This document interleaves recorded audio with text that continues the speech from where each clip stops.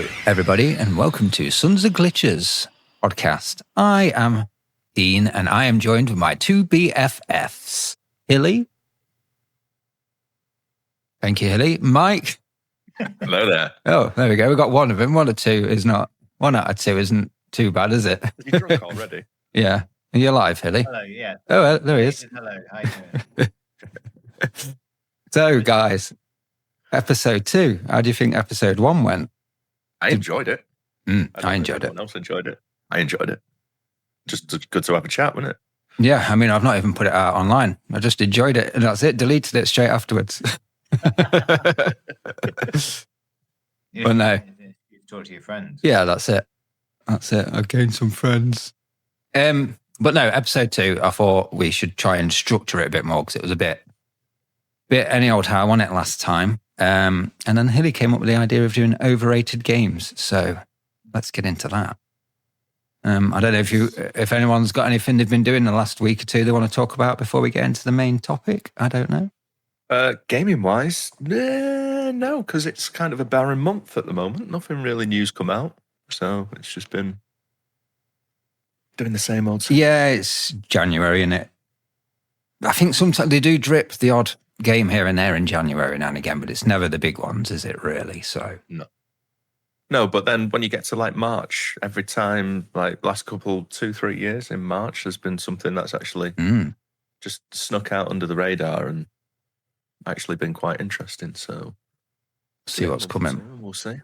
Yeah. Is anyone interested in like, did anyone see the Xbox showcase thing that they did the other day? No. No, what have we done? It was just an update on Forza, the new Forza that's coming out, and Fable. Ooh, is it Forza Horizon? Yes. Oh, I like the Horizon games. Yeah. I like them for about an hour. Yeah. And then you realise, okay, it's exactly the same as Forza Horizon 4. Yeah. Just a new map, which I kind of get is the point, but I don't know. It's one of those, like, when I see because you get the open world map, and then when that starts filling up with all of the events, and then you go from having like 1 or 2 events dotted around to the whole fucking map just covered in little icons for events that you need to do, you're just like, oh, I ain't doing all of them. Fuck. And it becomes overwhelming really quickly. It does. Yeah, you're not wrong. It's like the Assassin's Creed of racing games, isn't it? It's here's all these things, just go do them. And you're right, a lot of them are the same.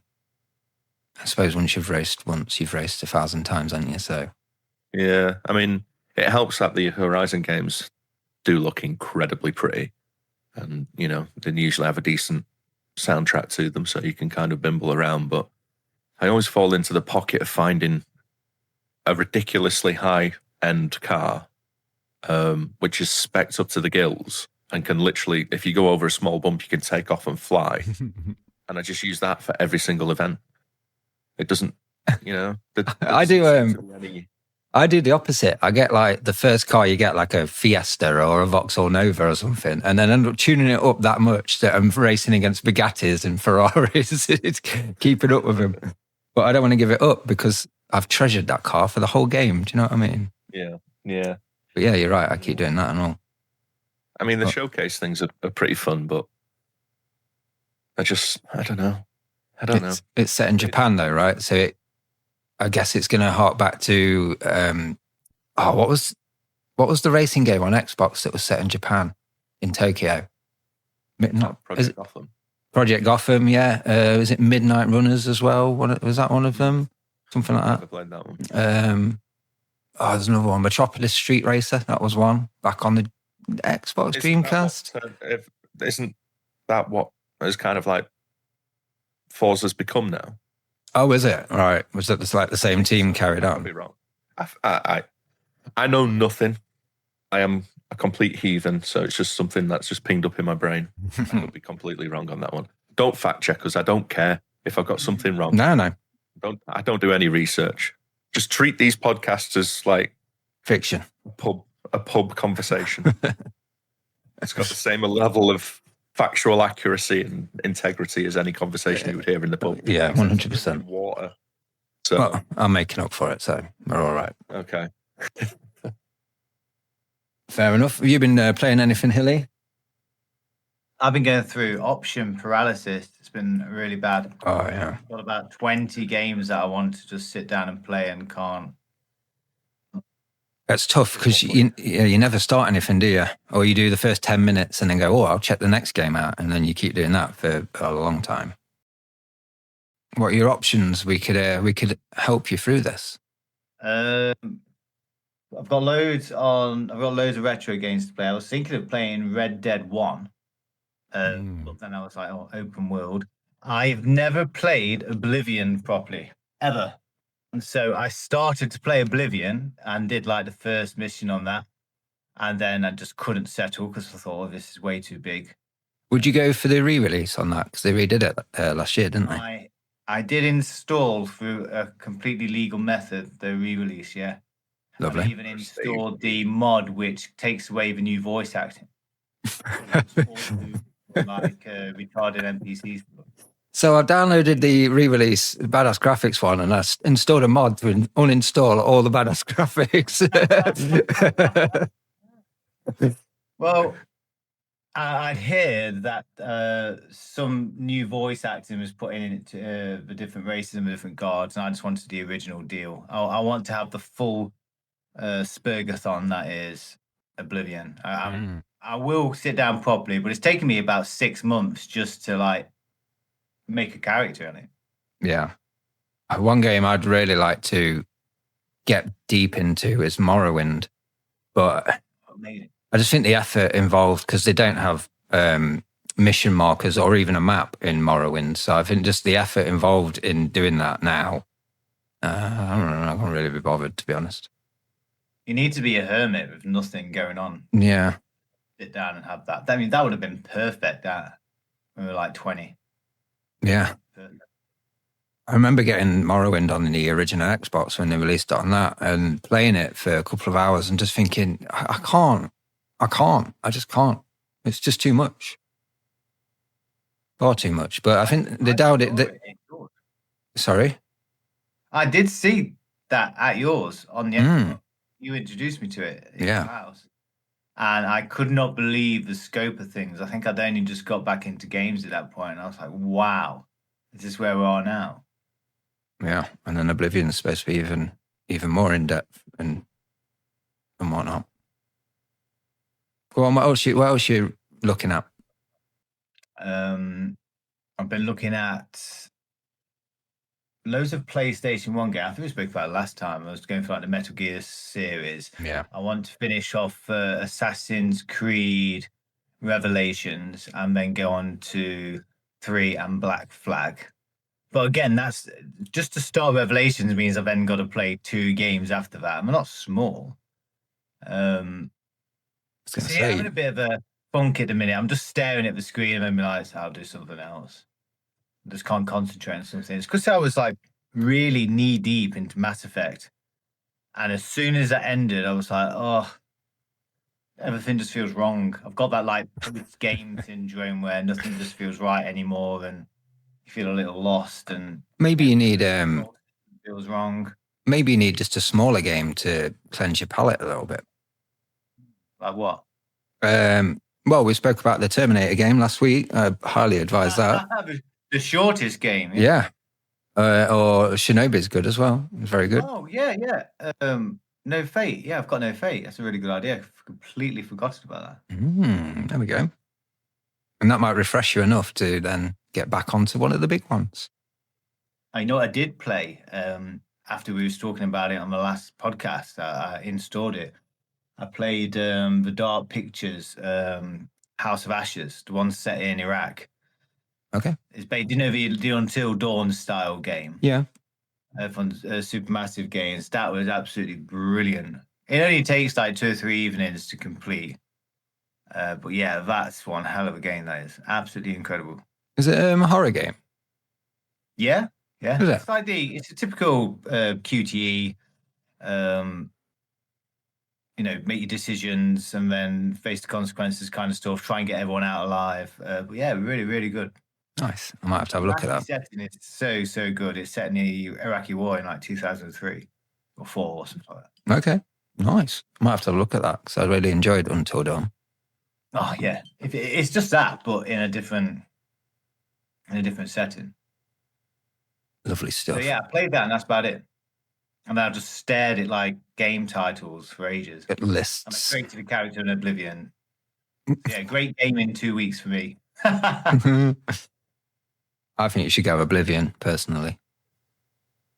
I mean, it's about sucking it up for the first couple of hours until you start getting into it, isn't it? It's learning this alien world. And then after that point where you can just get home from work or wherever you've been and just throw it on and not think about it, that's when you know you're in, aren't you? That's it. That's what them games are about. I want to get up on a Sunday morning and then load up a game and know I have nothing to do for the entirety of the Sunday and just like play something like Oblivion. Yes. Absolutely perfect. You know when it's like 9:30 and you're like, I've got all day for this. Oh, I've not done that for such a long time. My kids get up at 7:30 every day. And they're not at the stage where they'll just come down and put the telly on. If they're up, everybody's up. There ain't much gaming going on when the kids are about because either one will just go and destroy something or there'll be makeup all over the walls or something like that. So I don't get the deep into the games in the morning anymore. But yeah, I'd love to do that and all. I used to love doing that. Yeah, it was you knew that was a perfect day ahead when that was going on. Yeah. Oh, yeah. Destroyed many a days doing that. So when I put the episode out, I don't know if you guys know, but I put a question and feedback form out. And we actually got some questions and feedback. Oh. I've got some genuine stuff to talk about. Excellent. I know. So we've had, Mike, who will know this guy, we've had Damien Sayers on. Yeah. Good Yeah. luck, Damien. And he says, hi lads, love the show. Long time listener. Ha ha ha ha. I've just finished Hogwarts Legacy and started Resident Evil Village. I'm a Game Pass whore, obviously. Do you prefer open world exploration games or rigid storyline games? And what are some of your favorites of each? Hello, Damien, by the way. Yes. Hello, Damien. I can answer that for me. I prefer open world games because I can just put them on and dick about. I don't know. I will play a story game every now and again, but it has to really capture me. But like Grand Theft Auto, just bang that on and run a few people over. That's me with a couple of beers. Happy with that. I do like an open world game. However, I'm so fed up of them at the moment. Yeah. Like, because there's been so many of them, and they're all huge open worlds with very little to do in them. And like, even GTA 5 is kind of like guilty of that. There's a massive area like up in the desert section where there's hardly anything to do up there. So what's the point? Why make it so big? A bit like a desert. You know? Well, yeah, but it just seems like it's. They could have done something with it. You know, they could have done dune buggy races or something. Yeah, I suppose with San Andreas having all that mystery in the Devon Mountain mystery, and was that San Andreas? It was GTA 5's got a have they done it in GTA? Okay, I was going to say they could have done something with that, but obviously they already have. Yeah. GTA 6 is just going to have like space in it. It's like a big void, just to make the map seem bigger. It's going to have like the elite algorithm in it, just to make the map seem big. Just so they can say, oh, it's like 10,000 times bigger than GTA 5, but you can't do anything. Yeah. They're going to do the whole Fast and the Furious thing going into space, aren't they? So, no, I would prefer, given an open world game, even the best open world game, I would prefer to sit down and play a story-driven single-player game right now, because, you know, I think I'm just burnt out on open worlds, and none of them are doing anything kind of like different or new or interesting. There's no interesting takes on the open world games. Like all of the Assassin's Creed things are exactly the same. It's just different setting, different time. But they don't do anything, you know, they don't do anything with the cultural elements of the setting that they're using this time around. It's just the same mission types over and over again. And you could transplant any of the heroes into any of the background settings, and there would be very little impact of the gameplay itself. It's just, yeah, if you're going to do an open world, there has to be a point to it. And I think the biggest missed opportunity for open world games was the Saints Row remake.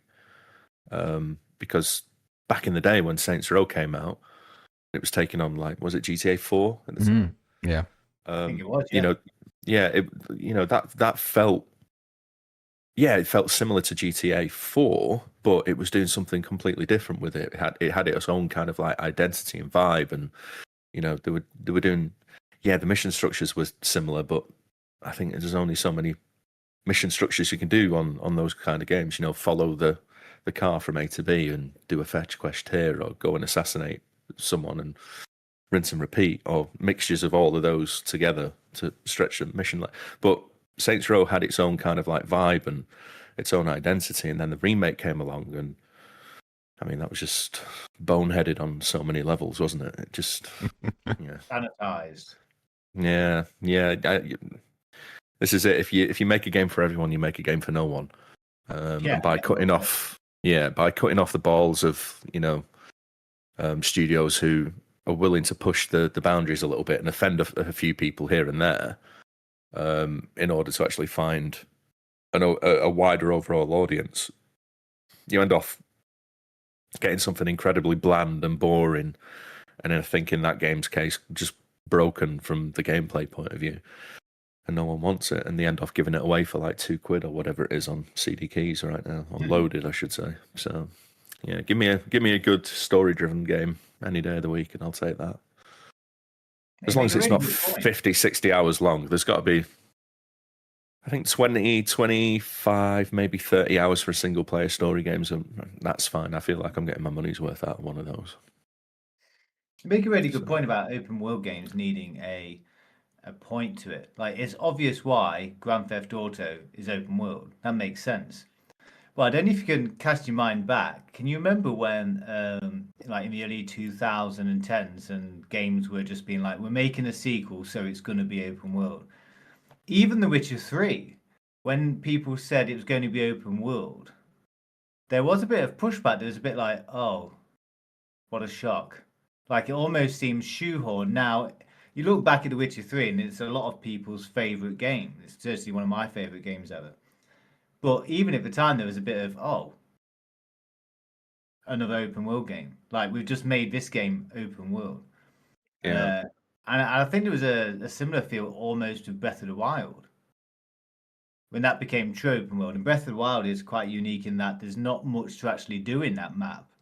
But because it's so soaked in atmosphere, it's almost okay to just run for 10 minutes and not see anything in Breath of the Wild. Not many games can actually get with that. But yeah, it's a really good point. Like, a lot of open world games are just open world. Why? Well, we don't know. They're just sandbox. Well, that's actually quite interesting, because without jumping the gun and getting into the main topic, Breath of the Wild is actually on my list of overrated games. Oh, wow! So, it's all right, because Witcher 3 is on mine, so it's gonna be an interesting. I just see, like, I just imagine Dean like clenching his fist at the hearing that. Yeah. And you know what? I even that was what I was referring to earlier when I said I absolutely love it, but part of me feels that it's overrated. But anyway, we'll get back to Breath of the Wild. Breath of the Wild. Yeah. I'm not gonna get into it now. But shut up! Come on. Save it. Right, Damien. Cheers for that. Anyway. Right. So Big Steve's been on. Oh, Big Steve. Big Steve. I enjoyed the show, but the guy calling 2XKO shit is wrong. Maybe he should go and play a game more suited to him, like Smash Brothers. He's talking about me, obviously. Yeah, of course I think he is. Yeah. I don't really know how to respect. Telling someone to play Smash is a massive insult. The thing is, the problem is, I've been playing it again this week, and I've got really into it. So Big Steve's right. I was wrong. Not after I spoke to you guys, because I went to bed, but the day after, I thought I'll just put it on and do the combo trials and stuff, and I just couldn't stop playing it after that. I got into it, yeah. So Big Steve, you're right, mate. I'm not going to play Smash. I'm going to play 2XKO because I'm actually into it now. I'm in on the ranked as well. So ranked online matches. Yeah, I'm in. You were wrong. I was wrong. I admit it. Big Steve's right. There you go, Big Steve. Yeah. All right. Cheers, Big Steve. All right. Dark Phaser. Yeah, I like that. If you found a gift card that could only be spent on one game, which game would you buy right now? That's a good question. If you could buy any game right now, what would it be? What would you spend your £50 on? £70 as it's now creeping up towards. Yeah, well, this is it. How much is the gift card? One game's amount, I guess. It didn't specify. One game's amount. Yeah. Yeah, but one Nintendo game's amount or one Xbox game's amount? Because they're very different value propositions these days, aren't they? They are. That's true. Yeah. To be fair, it did say, let me just read it. 1 second. I think he said Steam. Where's my thing gone? Dark Phaser. No, he didn't. He just said gift card. Any game. What game would you buy right now? Right now, what are you dying to buy? Well, it's not what I'm dying to buy, but if I had a gift card for any money on it, I found this game. I don't know if you guys have heard of it. It's called Mazurna Falls on the PlayStation 1. No. And it's meant to be like a mix of like Twin Peaks and Shenmue or something like that. And apparently it's like a proto Shenmue. And I'm quite obsessed with trying to play this game. But I think it's about £200 or something. It's only a Japanese copy. I don't think it's ever been translated into English. But yeah, I would go for a game called Mazurna Falls on the PlayStation 1. Nice. I'm going to have to look into that. I've never heard of it. Yeah. It's been quite inspiring. And I think it's one of those games people either absolutely love or think is like comically bad. Okay. What's the most kind of like valuable game out there on the market right now? Well, I was about to say I'd go for a sealed boxed copy of Stadium Events on the NES because that's worth thousands. Yeah, I'd go for that as well. Yeah. Never heard of it before, but yeah, cheers, mate. I'll go for that one. It's not a very good game either. I don't care. I wouldn't be playing it. I'd just be going for it. I'd just flip it. Yeah. There you go. Amazing. There's your answer, Dark Phaser. Thank you for that. Cheers for getting in touch. Money over gaming. Yeah, that's all the questions and feedback we got for this one. But I'm surprised. Dark Phaser, I'm not being flippant with that. There's just genuinely no games that I'm actually excited for this year. Yeah, I thought that when I read it because I don't just buy a game if I want it, but I know a few websites, and unfortunately, I'm deep in that rabbit hole. So the purchase of a new game doesn't feel that exciting to me anymore. I've killed it for myself. I think kind of like where the industry is as a whole kind of has killed any hype or anticipation for games for me. It doesn't seem as hype as it used to, does it? No, there's just nothing around it. It's just money-making machines, aren't they? That's all it is. It's about getting you locked in, getting that FOMO going so you don't go away, and having you log in every day and try and spend as much money on microtransactions as possible. And that's the majority of kind of like big studio games at the moment, which sadly it is kind of what I would be playing most of the time. But yeah, I'm a little bit jaded because like there's even GTA 6. I'm not really asked because I haven't fallen into GTA Online, so I'm not really that bothered about where 6 is going to go. It'd be interesting to see what they do with GTA Online for 6. Because that's where they make all the money. Yeah. I'm the same as you, mate. I'm not fussed at all. I take it or leave it. I'm going to play it, obviously, but I'm not really that bothered. I wasn't really that bothered about number 5. I've never completed it. Again, I just jump in a car and just run people over or something for half an hour, a bit of a dick about, and then that's me done. I'm not really that fussed about the storylines or anything, to be honest. Although I hear the GTA Online heists is quite good if you can get a few pals and do them. I bet they're good. See, going back about, well, it was probably around about COVID times, maybe a little bit before, did some heists with a couple of the mates. And it was, all you would end off doing there was find a walkthrough to find the most efficient way to actually complete it to make sure that you actually got the rewards. So, yeah. Yeah. I think They they're, look great. they're just going to struggle to beat PUBG in that respect for me. Powell's gaming, having a laugh. PUBG was perfect. I don't know if it was the perfect time in my life to play that or what, but it was just perfect. It's just a laugh, silly, or serious if you wanted to take it serious. Or, you could be having a laugh and all of a sudden you hear a footstep and everybody's serious. And it's like, yeah, I like that. It's good. Yeah. And at the time as well, you could just go into a game, have a game, and then if you needed to go out, you could, and you're still on an equal playing field. If you went back to the game 2 weeks later, you didn't have to invest Yeah. too much time into it. Yeah. You didn't feel like the game had left you behind at that point. Whereas Yeah. now, if you go away on holiday for a week or a fortnight, and then you're away from your game of choice, whatever that may be, you come back and like there's a new battle pass and there's new weapons, and people have already got the new weapons and they've already ranked them up, and they're using the metas, and you're sat with a pea shooter that just farts in people's general direction. And I don't know. Sorry, Dark Face. I'm not being flippant. I'm not excited for anything. Yeah, we don't play games, man. Why ask us a question like that? Come to the wrong podcast. You thought we were going to talk about video games on a video game podcast. Yeah. Right, so in the week we decided this episode was going to be about overrated games, and we should all go away and think of some games that we found overrated throughout our time gaming.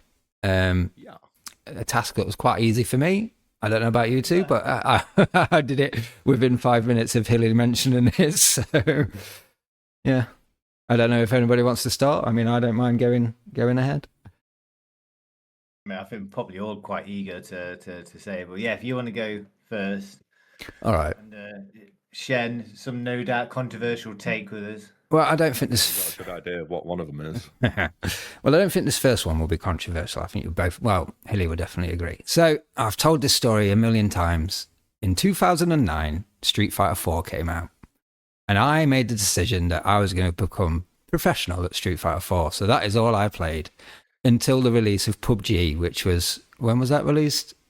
Really fucking late. There you go. Yeah. So that's a few years. Literally, that's all I played. And around about that time, a little twinkling of another new fighting game was coming out. And I got hyped. I got so hyped that I consumed myself in all information, all videos, all everything during the websites, forums. And I was theory fighting before it was released. And then that game come, and that game, I don't know if it's a fine line between disappointment and being overrated, I think. Now, the fighting game scene is a very small niche, but it was rated in that scene and no one else rated it. And I'm talking about Street Fighter 5. That game came out and it promised to be amazing because I'd spent all these years playing number 4. And number 5 was going to be better. It was going to be the best. It was going to be so good. And it was the biggest pile of shite I've ever played. Talk about deflation. My God. You couldn't... I don't know how they could have dropped the ball even more. I mean, they released it only half ready. The online didn't even work, and that was like the main function of the game on release day. I took a day off work for that. It didn't even work. I ended up. What did I end up playing? I ended up playing. Was it Trials HD instead? Just waiting for the servers to come online. Oh, for God's sake! I took a day off work to play Trials HD. Cheers, Capcom. Fucking hell. In fact, no, I bought a PlayStation 4 for it as well, getting ready. Me and Stan, I don't know if you remember Stan, Mike, but me and him, we both went out and bought PlayStation 4s ready for Street Fighter 5 because it's exclusive. A part of shit. So yeah, that game's overrated. And I agree with you because a lot of the pros, I mean, everyone agreed at first that it was bad. As in, oh no, Capcom had built all this momentum with Street Fighter 4 and they had this incredible Capcom Corp and these big tournaments and it was so hype. And everyone was like disappointed that 4 was ending because everyone was in love with it. And then 5 came out with all this backing and everyone was like, it's rubbish. It just not even the technicalities of the fact that you couldn't play online on day one. the game itself was really bad, and by the end of it, people started to like it and defend it. Yeah, well, I've heard it's like really good now, but Well, no, but Well, I that's think what I was that's just going kind to of ask. like. Did they fix the issues of the actual game, or they No, did. it didn't. I just think people just got addicted to it because they've been playing it for 3 or 4 years straight, and they're like, Yeah, well, it must be good because I'm playing it. But yeah, that was a huge disappointment. But you're right, it is overrated by the community itself, I think. massively overrated, especially now Street Fighter 6 is out. People are doing the same with that. They're like looking at Street Fighter 6 and going, well, it ain't as good as Street Fighter 5. That was amazing when that was out. And it's Yeah, like, yeah. come on. No, it wasn't. And it's really difficult to explain. And Mike, I know you don't really play fighting games, but like Street Fighter 4, it had like a combo system in it, which almost let you not design your own combos, but there were so many avenues you could go down off a certain hit that it bred like expression. And you could see when you're watching pros, if you saw someone do a combo, you could almost tell who was playing the game by what combos and what outfit they were wearing and stuff like that. Street Fighter 5 came out and it was everything was structured. So all the combos were written down. There was no like expression. Every combo you saw on screen was in the how to do combos list. And it's like, I don't know. I really don't know how to explain how that feels to somebody who's spent thousands of hours in a training mode trying to figure out which punches connect to which punches and which kicks connect. And then Street Fighter 5 came out and you've just got a list, like a page of stuff that works. Say, do that. That's your optimal one. So you only need to do that one. Don't do any of the others. Just that one over and over and over and over again. It's so disappointing. That's for the casuals, isn't it? That's kind of what I was saying about if you make a game for everyone. And Yeah. They tried to get a new crowd in. Obviously, that's their job. They're a business. I get that. And they tried to make it look good for the esports side of it because it was just coming in big on Twitch and stuff like that as well. And it just they forgot about the hardcore, I guess. And yeah, well, I mean, it's not the hardcore that keep the game or It's make not. profit, is it? It's the hardcore's a small percentage of the overall audience, and it is. I think that's. I mean, I've never really got into a game in that way, like in such a serious way that the people who get into like Street Fighter and that scene, they know everything about it. They know Yeah. the frames and all that kind of stuff. And never got into any game like that. But I have kind of like played Street Fighter 6. I've played Tekken's as they've kind of progressed along, and I've noticed like they've put like simplified control systems in there Mm-hmm. who can't pull off moves. Do not It's get like, me well, started on that. yeah, and it's kind of like, isn't that defeating the object of the game? I understand if it's an accessibility thing, but it's not being marketed as an accessibility feature of the game. Well, you say that, Mike, but It seems like it's just a shortcut. back again, going on about Street Fighter 4, there was a professional player, and he was, sort of I'd say top 50 in the world. His name was Broly Legs. Yeah. He, I can't remember what condition he had, but he couldn't use his arms and legs, and he used to play on an Xbox pad with his face on Street Fighter 4, and he was beating people constantly. Right. So the accessibility, yeah, I get it. It might be a bit easier for people, but if you just put the time in and you try and you practice, there's no reason. I mean, this guy was doing it with his tongue and his cheek. Yeah, I mean, I've seen people complete Elden Ring with dance mats or whatever. Yeah. That's it. That's So, wild. yeah. Well, Street I mean, Fighter is interesting because it's not one of those games where the hardcore doesn't matter because the hardcore are doing your promotion because they're playing the tournaments. They're keeping yeah, but it. I don't think like the publishers give a shit about that. They only give a shit about how many people have bought the game and how much money they're taking home in bonuses at the end of the year. They don't give a fuck about a lot of if they could downloadable drive the content. hardcore away, they wouldn't give a shit about that. It's a because very people interesting playset of Street Fighter because there is the hardcore and then there is the casual and there's kind of like a mix. There is a kind of like overflow, but you're right. The hardcore, even though they're playing for like $1 million in a tournament, it's the casuals just buying the 10 different outfits every month which actually keep that cash flow coming in. You're right. But what They Capcom don't give a fuck about the hardcore doing the promotion when they can get, so there's so many influencers out there. If they get a free copy of the game, they'll promote it on Instagram or YouTube or TikTok or whatever the fuck it is. But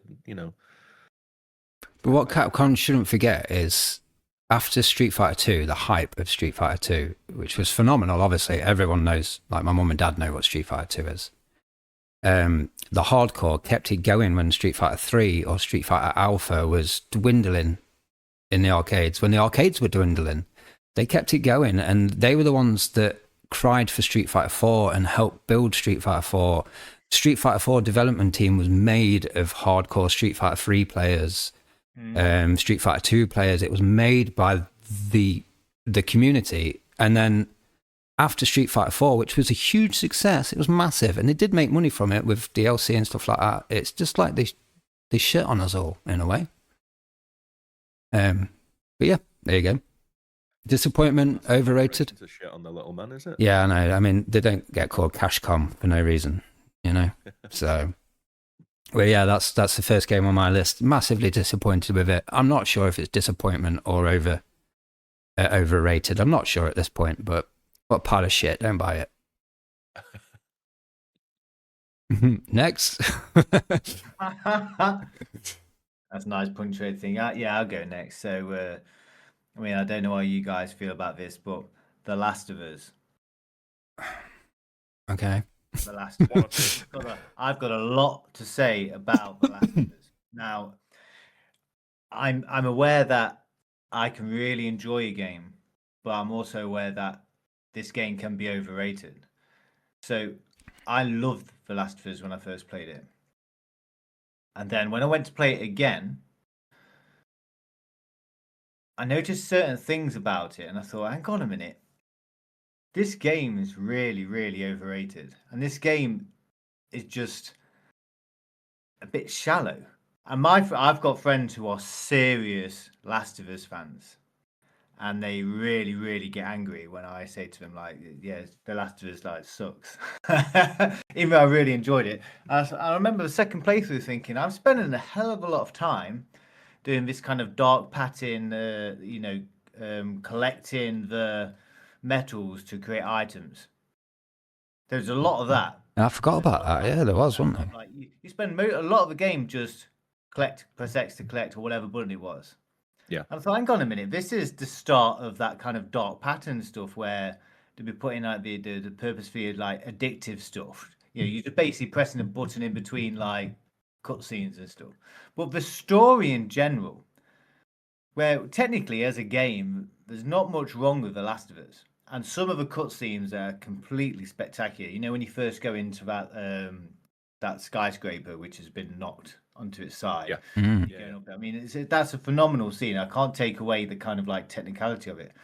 But even the story itself, it's very nihilistic. And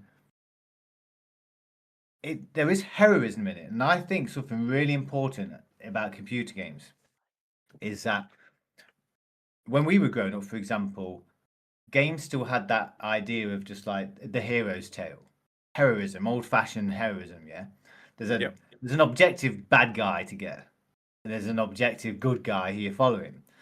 And there was slight changes of that in the Last of Us. And I noticed it when I played it, because I played it a few years after it was released. I think I played Remaster.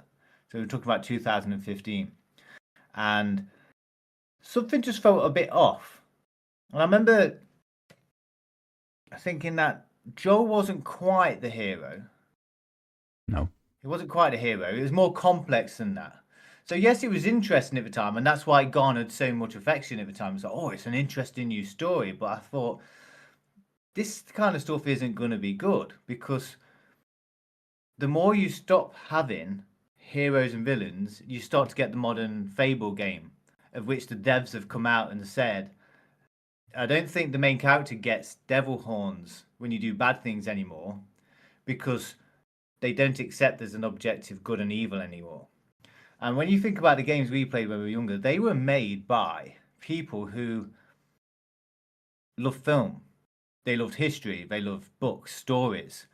So the games we were playing in the 80s, 90s and 2000s, they weren't like they didn't play a game and think I want to make a game.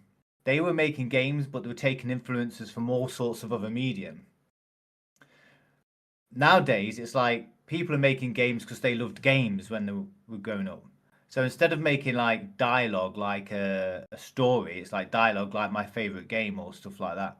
So I started to notice that with The Last of Us 1. Now, I didn't play number two, so I can't speak of that. But Okay. there was kind of like the story, it was kind of like a bit pernicious in a way, in that they started to break away from those like traditional narratives. So everything that he was getting completely, you know, loads of fanfare for, I thought, hang on, this is a massive, massive warning. And lo and behold, like I say, we've now gone from that to Fable, where the main character doesn't even get devil horns because there's no objective good and evil apparently anymore. And I just think The Last of Us had a lot of, I mean, some of my favorite games like Resident Evil 4. I know deep down that's just set piece after set piece after set piece, rather than an actual like fleshed out game. And The Last of Us does have things like that. But I think like from a story point of view, I think it's like quite poor and quite cliched as well. It didn't say anything new. It just felt a bit forced for me. So yeah, I don't know what you think about that. Um, I think it's a very I forced really game. enjoyed. It's not authentic. I really enjoyed the first game. Really enjoyed it. I think it was one of the first times that I'd never skipped a cutscene in a game ever. Didn't I sat through them and I actually got quite wrapped up. And I remember the scene where you're coming out of, I think you're coming out of the sewers, and you see the light starts coming into the screen, like daylight starts coming into the screen, and then you see a little bit of green, and then you see like an old, is it a playground or something? And then a giraffe just walks across the Oh screen yeah, right in yeah, front of you. yeah. And I was just like, holy shit, what a beautiful little scene that was. And I get what you're saying about the, the good and bad aspects of it, hero and villain side of things. I get that. Joel isn't, he's a flawed hero in the sense that um, he has his whole world ripped away from him and has to adjust to, you know, the zombie apocalypse effectively. And he feels hard done by because his daughter was like murdered in front of him, and he reconnects with Ellie, throughout the course of the game. Reluctantly reconnects with her, doesn't want anything to do with it at the beginning, and then slowly starts to, see her as the surrogate daughter that she becomes at the end of the game. And then he obviously makes the decision he makes at the end of that, and there was an elegance to that story, I feel, which is what was completely ripped away from the second game.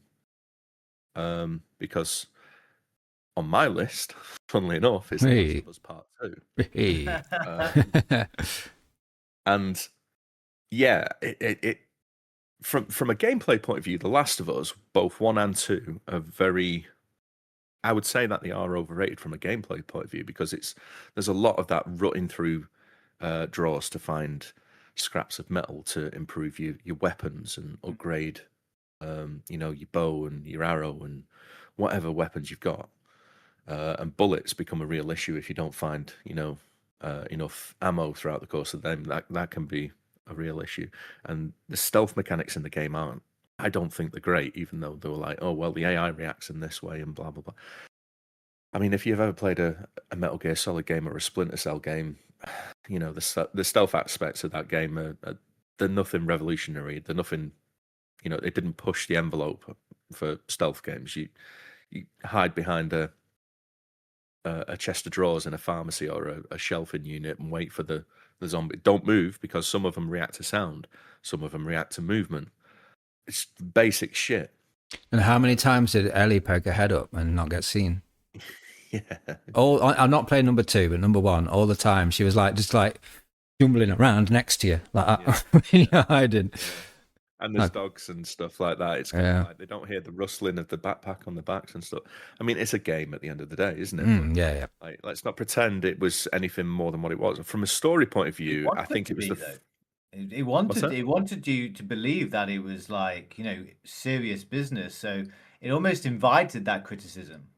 Yeah, yeah, and I think that's kind of down to the Druckmann effect. He likes to Mm. self-flagellate himself, doesn't he? But I think the games were very mediocre from a gameplay point of view. But the first game was the first time that I felt okay. Games have legitimately crossed from being a medium of sitting back and playing to a medium of inviting you into the story and letting you become the characters that you're actually playing and doing it in a cinematic way.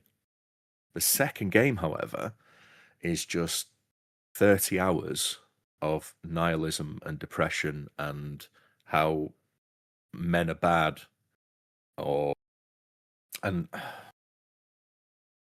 it's dangerous territory, isn't it? Because everyone knows the kind of like controversy around The Last of Us Part Yeah.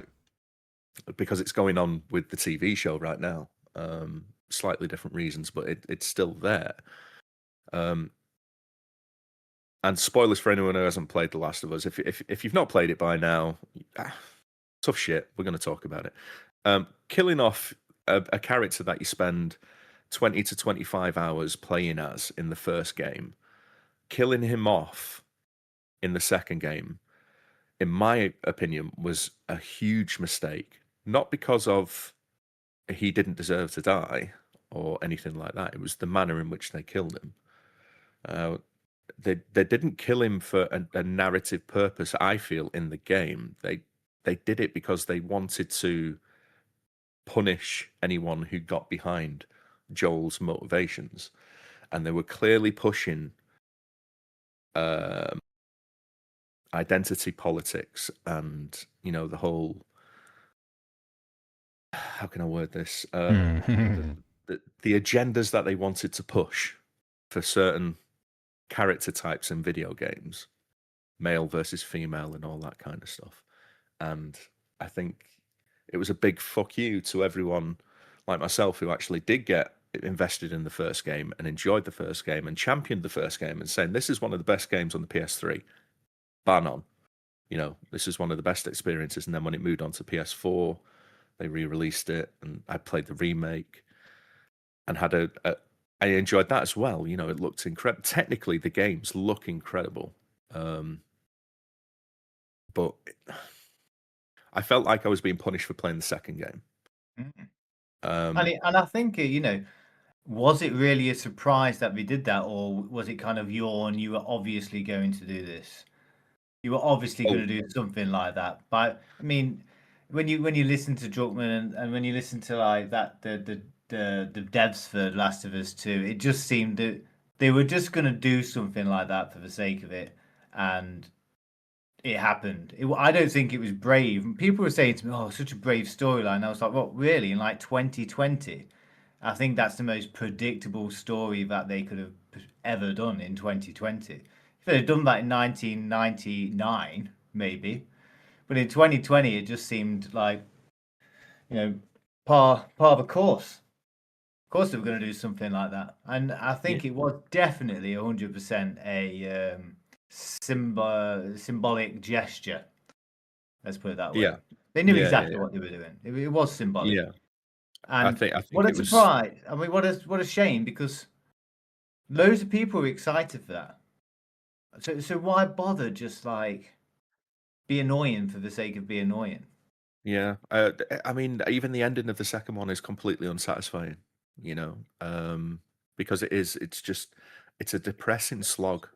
Like there's no moment of levity. There's very little kind of humor. There's no moments to actually just breathe and take a moment away from all of the shit that's going on. And I get that is the setting that the game is you know making for itself.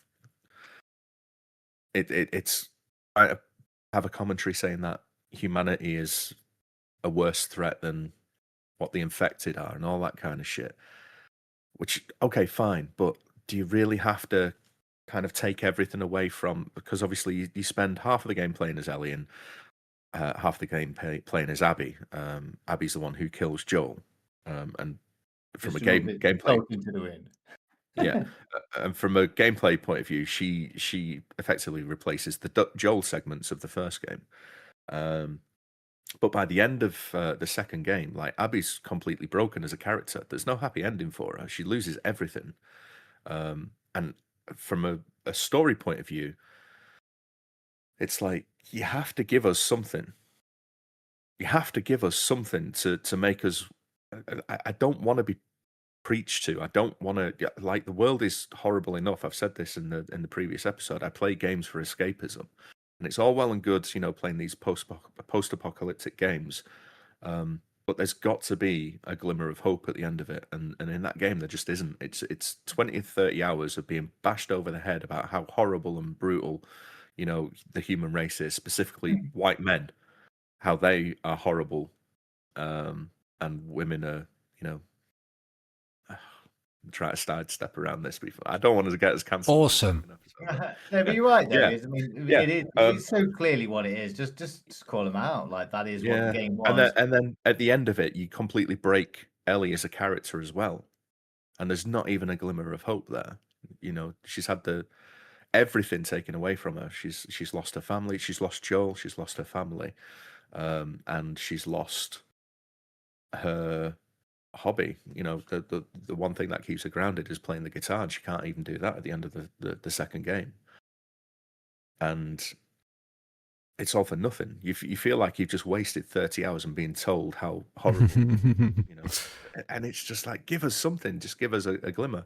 And from my point of view, it's not even resolved because there isn't even a third game coming. I don't know if it's being planned. They're working on this intergalactic that's got that butch, bald-headed fucking male, female. I don't know what the main character is, but it's some ugly, bland, butch, bald-headed woman in Intergalactic. Who's that going to appeal to? It's not appealing to me. But that's the way, and it all stems from The Last of Us Part 2. Like, what the fuck are you doing? And you know what as well? I mean, I found roots of that. I mean, it's nowhere near as pronounced in number one. It's quite a nihilistic game, but that's kind of like the point of it. We live in a kind of like godless end of the world simulation. Like simulation where everything has gone to pot. No one believes anything, and apart from survival. But going to number two. There's got to be something worth living for, and that's going to taken away. So dated, yeah. Now think about all stories told throughout human history, and it's all like heroism. It's all like there's a reason people like resolutions, right? And it's only at the minute we have these kind of supposedly subversive stories, which I find all too predictable, which kind of like try to subvert that heroic nature of all our tales. And The Last of Us Part 2 is a perfect example of that. But it's going to age terribly because we're all sick of it already. Well, not all of us. I don't think it's subversion of those tales, Hilly. I think they're actively trying to dismantle and tear them down to push their own agendas. I think we've got that's what I think. You're right. There's activists posing as writers in most media now, and I think that is what's kind of like eroding the qualities of storytelling from the good versus evil. Oh well, you can't have a villain unless he's sympathetic. Well, why not? Yeah, exactly. Why not? There's bastards in the world, so yeah. Let us see them get the comeuppance. Well, I think that is going to change because you can't just disregard 5,000 years of human history and all the heroic tales that have gone on in that time. Because and then say that for 5,000 years that was normal, but in the last 20 years we finally found this thing which is going to be the new normal for the next 5,000 years. It's not going to be like that. I think this stuff's going to be shut down so fast in the next couple of decades, and then we'll play games from 2011, and you'll be like, yeah, great. It's still that wonderful story there. And then we'll see The Last of Us 2 and we're like, oh, this must have been from that weird era in human history. Yeah. And everyone will just see it as a joke. It just won't age well. Whereas an old-fashioned story of good and evil, they'll just last forever. you can play if we have the ability to play computer games from today in like 300 years time. I think games like The Last of Us 2 will be seen as some sort of like weird, freakish anomaly, where everything else will be like, yeah, these were I good. hope so, mate. Because, like, I mean, you see it with things like the Lord of the Rings and what Amazon did with the Rings of Power, and they were showing orcs with like, the orc men were going off to war, and there was a scene of the orc wives holding the babies, and they were crying as the orc men went off to war. And What? it's like, No, did they? what the fuck? Yeah, and it's No, like oh that. my So they're God. they're taking all of that, old shit that we have, where it very clearly delineated between good and bad, and they're just kind of like, oh well, the orcs need to be sympathetic characters, and no, they're a manifestation of evil. They don't need to. We don't need to see the wives holding little orc babies. Like, what the fuck? Funnily enough, that just proves that, like, these writers are just evil. Yeah, And, like, just complete I think you're sellouts right. and whatever. So, yeah, they are the writers of the actual orcs. They are objectively Yeah, evil. I'll say it to the face as well. I didn't know that. That's amazing. You saw That is amazing. wives getting upset. What yeah, about the orcs? literally holding a baby as the orcs were going off to war. Yeah, funnily enough, I remember when, can you remember the film Clerks with, Jay and Silent Bob. yeah, Yeah. yeah. And not Silent Bob, Randall. yeah, that's it. So, yeah. He talked about, have you ever thought about the other guys, have you ever thought about Star Wars and the fact that the people working on the Death Star, like, had family and, Yeah, the they were just contractors doing and a the job? yeah. That's kind of the root to all of that kind of like, what about the bad guy? Think about their family and friends. But yeah, that's amazing. I didn't know that about Yeah. I mean, there's a lot of things to laugh at about Amazon Prime's Lord of the Rings, just by the screenshots alone. But God, that sounds bloody awful. Tolkien would be rolling in his grave. Man. Yeah, Absolutely. absolutely rolling in his grave. Anyway, well, do you want to go to another game, Dean? Yeah, I mean, I played The Last of Us Part 1 like it was Doom. So, skipped all the cutscenes and just ran in and shot everything. It's brilliant. I loved it. I tried to shoot the giraffe. So my next game that I've got is it's a classic, and everybody seems to love it. Castlevania Symphony of the Night on the PlayStation 1. Yeah. It's got legendary status on the internet, and I just don't get it. I find it boring, man. You just walk left or walk right and hit things, walk upstairs, you might get a new weapon, and then hit more things. That's about it. There's not even any like tricky platforming in it or anything. It's just, I don't know, it's just the way the enemies just take a couple of hits and then they die. And that's it throughout the whole game. And when you finish it, you might get to do the castle backwards. Just boring, man. I've not really even got a lot to say about it because just don't get it. Yeah. I preferred the one on the SNES at the time. Castlevania 4, Super Castlevania 4. Yeah. My mate had a SNES, and at the time I had a Mega Drive, and it was just before the PlayStation was coming out. And we would swap consoles every weekend and just play each other's games and stuff like that. And he had a copy of Super Castlevania. And I remember playing that and loving it. Great. Love that. With the funny little flail that would go. Yeah, the little chain whip thing. Yeah. Yeah. And then cut to getting the PlayStation when that came out, and then Symphony of the Night came out, and I was like, oh well, Castlevania, I know that game, I'll give that a go. And yeah, I didn't really click with it in the same way. It was just something. Yeah, it was flashy and it looked nice. Oh, it looked beautiful. The sprite work is amazing, and it had cheesy like voice acting as well. That was pretty good, but yeah, it had some clever lighting effects and all that. Yeah. That's going on there in there, and some. But yeah, I've never got to the point of even, playing the upside down version of it. It was just like, oh god, no, not at all. Funnily enough, I actually started playing that in the summer for the Really? first time ever, and I was really, really enjoying it. And for some reason, I think I messed up on my save. I think I overwritten a save or something like that. Right, yeah. But I can't bother to start from the beginning again. And I was really enjoying that. Okay. I'm not sure about overrated because it is highly rated. Isn't Oh it? yeah. I've seen it as the Castlevania. It does have a feel to it, but yeah, I'd have to play it all the way through. If I'm asking is, you know what, you've cured my option paralysis. Oh, there we go. We got Do there. Castlevania Symphony of the Night, and I'll report back to you. Okay, I want to hear about that next time. Massively overrated game. Yeah, Yeah, that's it. a massively overrated game for 8 hours. It's more than 8 hours, mate. Is it? Yeah, you're talking like 25, 30 hours for something like Castlevania. Yeah. But it just, I don't know, mainly all Castlevania games, the way you fight the bad guys, it just doesn't feel like you're fighting different enemies. It's just the same enemy that's got a different skin every time. You hit it a few times and then it just evaporates. Whereas like games like, I know it's a little bit later in the timeline, but Ori and the Blind Forest or even Hollow Knight, but that's kind of overrated as well. Games like that, it's just got a bit of substance to it. Yes, Hollow Knight is massively overrated. It's not on my list though. Well, there you go.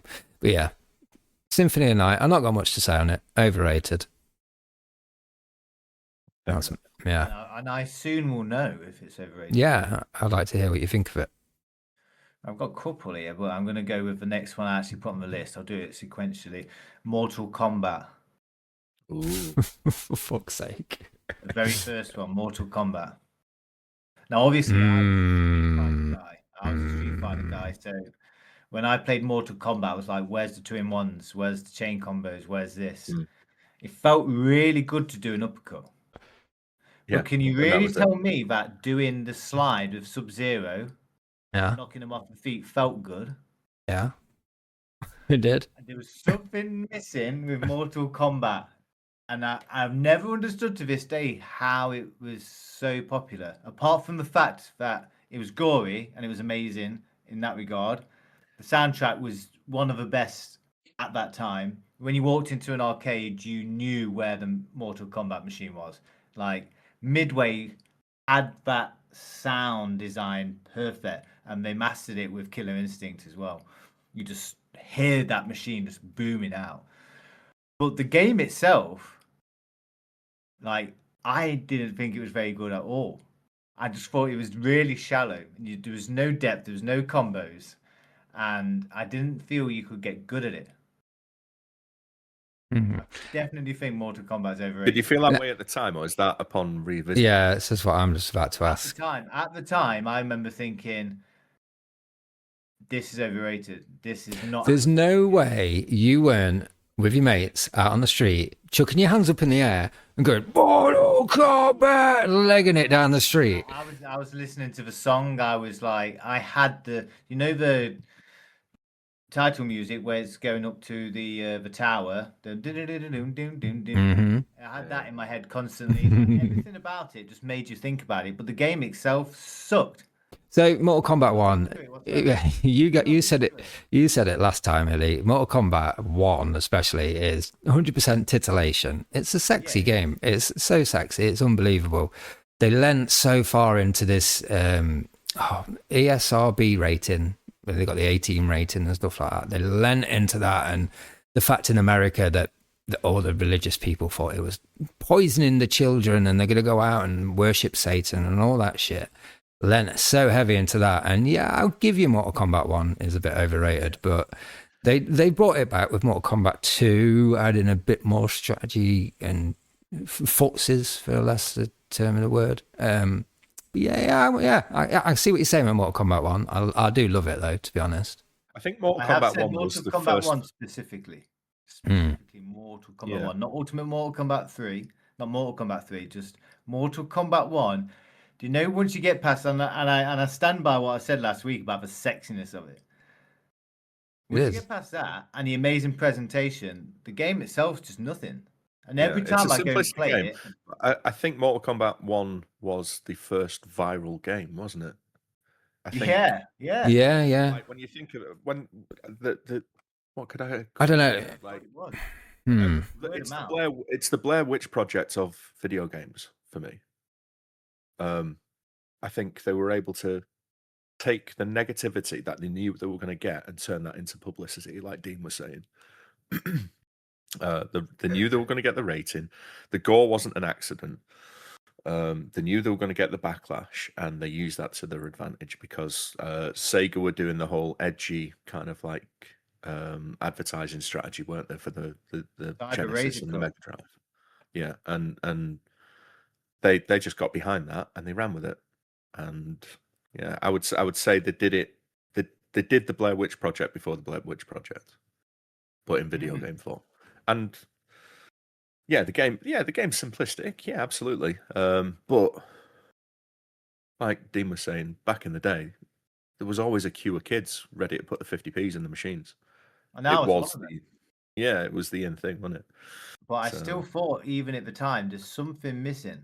There's something missing outside of how good it felt to do. Get here, get over here, and the uppercut especially.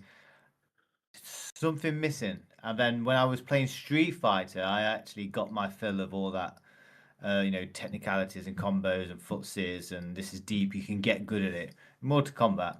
Yeah. Well, I'll give it you on the first one. Yeah. I'm glad. I'm glad we agree. It's overrated. It's unanimous. They took that criticism and they kind of like they when by the time Mortal Kombat 2 came around, I think they addressed everything that people actually wanted from the first game. I think what part of the problem was when they released Mortal Kombat 1, they released it into, or when they started developing it, should I say, they started developing it in a world where fighting games was just two guys who had a set of moves and they just walked into each other and punched each other. In the meantime, while development was happening, Super Street Fighter 2 happened, and that changed the game into, hey, guess what? This punch beats your low kick, and this sweep beats that punch, and that changed it into a more of a strategic game without Mortal Kombat realizing, I think, and they had to kind of rectify that with Mortal Kombat 2, and then going on to probably the best Mortal Kombat 3, really. They just timed it wrong, I think. Think of it from like most kids' point of view back then in the UK specifically. How many kids were coming from fucking something like Yi Ar Kung Fu on the Commodore 64 and then seeing Mortal Kombat and they were like, what the fuck's this? You know, like the generational leap, because most kids wouldn't have had a Mega Drive back then. They would have been coming from the 8-bit micros, and then this comes along and it's like, I need that, and then they start mithering the mum and dad for the Mega Drive for that Christmas with Mortal Kombat, you know.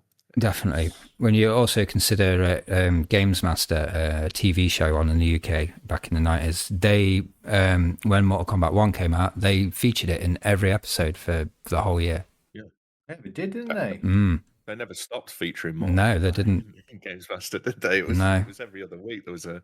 So then you're coming home from school, you've been talking about it with your mates in the playground, and then you come home, you see Dominic Diamond talking about it, and what's his name? Dave Perry saying it's great. Yeah.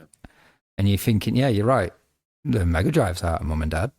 I need a Mega Drive because the one on the Master System shit.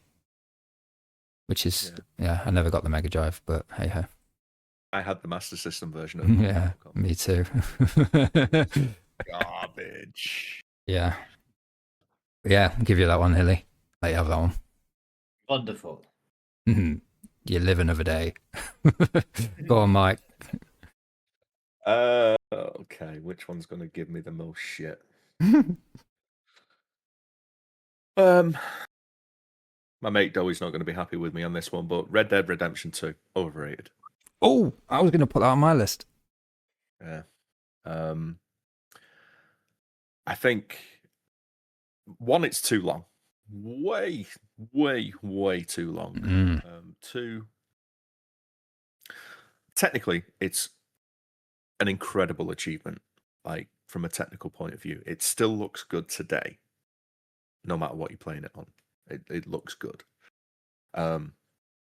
One thing I will say before you go in, Mike, I put it on my Steam Deck, which is supposed to be an underpowered machine, and it runs beautifully. It runs really well on that. Yeah. I've got to give it, if you've got an old shitty PC and you want to play a decent game, go for Red Dead 2, because it looks beautiful on an old machine. But anyway, yeah, sorry, carry on. I think that's the beauty of the Rage engine that Rockstar use. Like, it is well optimized no matter what if you're playing on a potato or if you're playing on a high-end rig. or if you're playing on the consoles. Like I've got GTA 4 loaded up on the Steam Deck. Phenomenal on the Steam Yeah. Deck. Genuinely plays great, and I'm going to go back and revisit it. Red Dead 2 is so the character when you're playing the character, there's just something about the controls in that game which makes the character feel really heavy and stodgy. I don't know if it's the fact that they're over animated or there's input lag or something, but you press a button to do an action, and then the game will think about it for 12 seconds, and then it'll actually start doing that action, and it doesn't feel it doesn't feel responsive to your movements, and I find that incredibly frustrating for a kickoff. Every time you go out hunting and you kill something and you're doing the whole butchery thing and you're taking the pelts off them, I don't need a little cutscene to play through. Yeah. Just give me the option just to press a button and skip all that shit and just collect the resources that I need, please. Thank you very much. The story, I mean, yeah, it's fine. We all knew how it was going to end. Did it really need 50, 60 hours or however long it took to get there? Probably not. The epilogue is longer than most, Games. single-player games that come out now. Yeah, unbelievable. So slow. Like, oh, finish the game. No, you haven't. No, you've still got another 12 hours in the epilogue, mate. Yeah. Crack on. And you're like, holy fucking shit. And at that point, you're just so exhausted. But it is very pretty to look at, and it can be nice just to kind of like jump on your horse and wander around and look at the sunsets over the mountain range and all that kind of stuff. I get it. But I'm not saying that. Opposite of The Last of Us Part 2, I'm not saying it's a bad game, far from it, but I do feel like it is overrated because it's not. There's a lot of issues with that game that just detract from the overall experience of it. It's self-indulgent to the point of, like I say, 60 hours, man. 60 fucking hours. Doesn't need to be that. And I don't feel like it ever hit a crescendo. It gained momentum, but it never. Name me one set piece in that game that was incredible. I can't. Or just name me one set piece. Full stop. Name anything from the game. You kind of just go through it in a leisurely pace. Yeah. There's nothing memorable about it. I can name one thing in the game. Fucking. It's not even an escort mission. Every time you start a mission, you have to trot with some twat on a horse really slowly somewhere for probably about an hour. Then I've got to go to bed, so I'll save that for tomorrow. That's what pissed me off with that game. Just so slow, man. Yeah. So yeah, Red Dead 2, good game. Overrated though. Overrated. I think that's Rockstar in a nutshell, though, isn't it? It's certainly turning out that way, isn't it? Yeah. Have I got to come up with another game now? I could go with another one. I mean, I've got games, but I am worried about them, to be honest. You're worried about them? Yeah, okay. So... strap in, boys. We're going to get some shit now. Let's go in with a good one. So, somebody mentioned The Legend of Zelda earlier, but it's not the game I'm going to talk about. I want to bring up The Legend of Zelda Ocarina of Time. Okay. Best game ever made. Probably was at the time in 1996. Probably really was. It's not now. It's fucking awful. I've played it recently. It is a terrible game. I won't say it's buggy. It's just old, man. And I like retro games and I can play old games, but it just feels so dated to play and so plodding. And the storyline's just a load of nonsense. It's just, I don't want to do it to it because I've held it up as one of the best games ever for a long time until I replayed it. And no, it ain't happening no more. I tried the Master Quest as well. That's the same. Just harder, more shit. But yeah, poor old Link. It's just not as good as he used to be, is he? Bless him. Yeah. I agree. A mate of mine back in the day had an N64, and we had plenty of nights where we would go around and we would watch the football, drink a load of booze, and have 4-way multiplayer on GoldenEye. Yeah, man. And every now and then, like when we weren't playing on that, he'd be like, "Have a look at this, Ocarina of Time." So I never played it. Like I just saw him playing it and had a go on it here and there. But it's not something that you can just pick up and play, is it? So, No, yeah. not at all. So when it was released on the GameCube, with Majora's Mask as Oh yeah, it came with a special edition of Wind Waker. yeah, that's right. Yeah, It came on a little disc with that as part of that collection. I was like excited to play it. Put it in, and I was like, "Oh, this feels jank." Even then, like by the GameCube time, it felt incredibly dated. Yeah, like, massively so. Very ugly to look at. In fact, I'll get it out of the way. I'll knock it out of the way. Like I was going to say, rather than the game, the Nintendo 64 as a system is massively overrated. it can get in the bin. It's terrible. Yeah, awful. I don't think any of the games hold up now at all. Is there a top 10 list you can make for an N64? Yeah. Top 10 games list. Hard, isn't it? Mario Kart 64. No. Mario Kart 64. No. Mario Kart 64. That's the top 3. That's the first 3. 3 times. GoldenEye is terrible. Mario 64, I guess, just for the legacy. Not great either, really. Yeah, I can't. Oh, Banjo-Kazooie. How many is that? Hang on. Mario Kart 64, Mario Kart 64, Mario Kart 64, Mario 64, Banjo-Kazooie. That's 5. Yeah. 5 more. You got halfway there. You cannot do it. Shit. Well, isn't there only like 50 odd games released on it? Or something like that. It wasn't many, was it? There was quite a few. There's a few hundred released on it. Okay. In total, but it just felt like there's nothing on it. And unlike the GameCube, which is a lot of really good games, the N64 just seems to have a very limited amount of games. However, I don't think Ocarina of Time is one of those bad games on the N64. And I went back to it and I really enjoyed it. I'm not saying it's a bad game.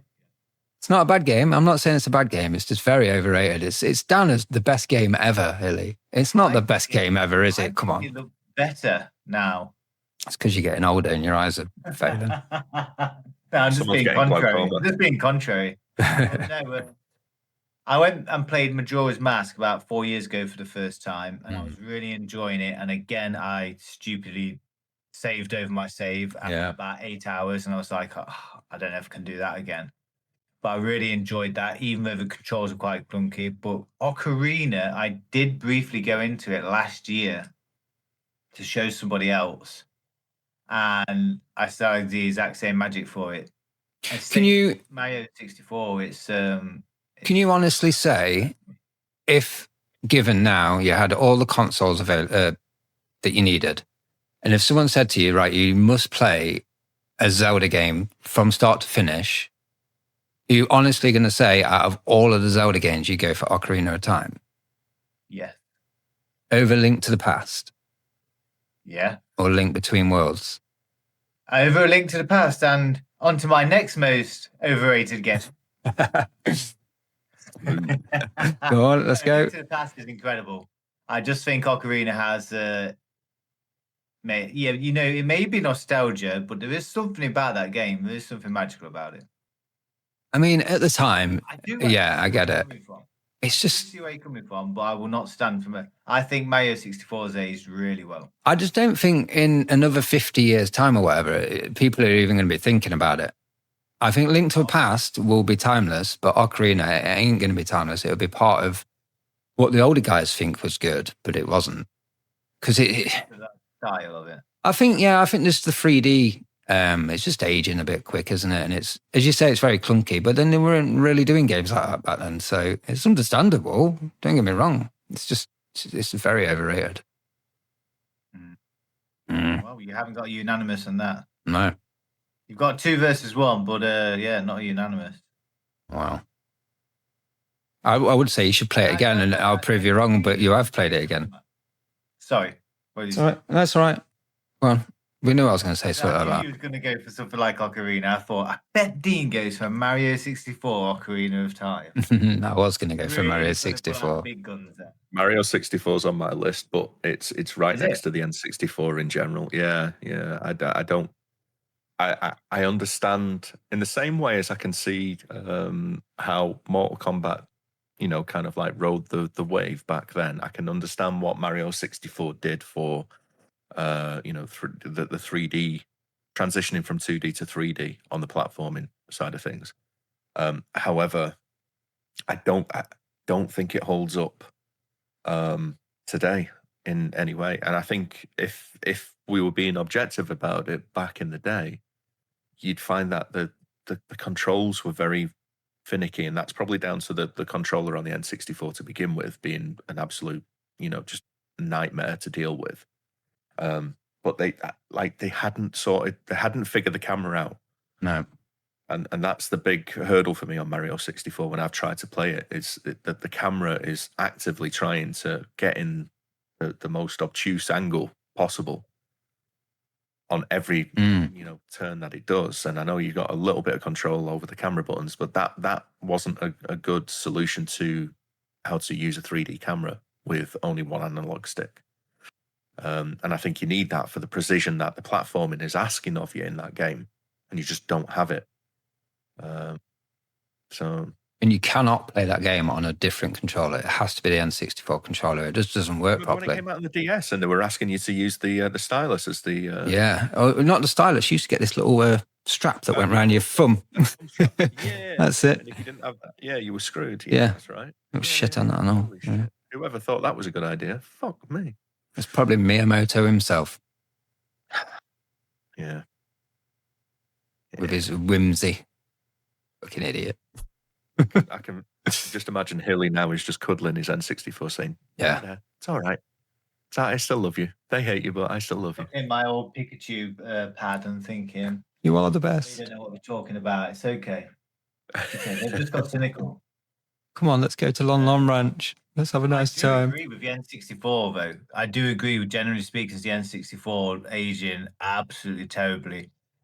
And as you said, even by the age of the GameCube, the N64 was like, wow, that's bad. I think if it wasn't for Mario 64, the N64 didn't add anything to the gaming landscape at all, to be honest with you. Nothing. It didn't really do a lot. It had like that classic Nintendo thing that's been after that of like a handful of really like classic games and then some peripheral games which kind of just disappear into the ether. Yeah. They did both sellable upgrades for the console though, didn't they, with that memory expansion thing? Yeah. I don't know if they were the first ones to do it, but that was for, what game was that for? Perfect Dark. Perfect Dark. That no one played. Yeah. And Donkey Kong 64. Donkey Kong, yeah. Both terrible games, but there you go. Didn't the Saturn have an expansion port on it? It did have a cartridge slot on the back, didn't it? Yeah. Yeah. Ooh. I don't think they ever released anything for it. Wasn't that supposed to be for a memory upgrade as well, though? Possibly. I'm not sure on that one, mate. I'll have to look into that one. Yeah, I think it was memory. According to my memory, it was memory. Yeah. My Saturn experience was fleeting, to say the least. My dad bought one. We loved it for a weekend, and then he took it back and got a PlayStation. So, yeah, I don't think anyone had a Saturn in my school at the time.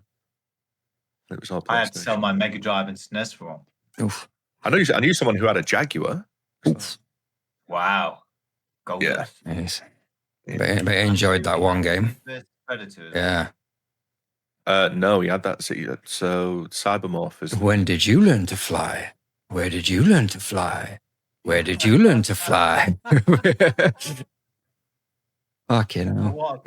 When I went round to his house to have a look at the Jaguar, I was kind of like, my 32X is looking pretty fucking good right now. No, it wasn't. Compared to the Jaguar. Yeah, well, maybe.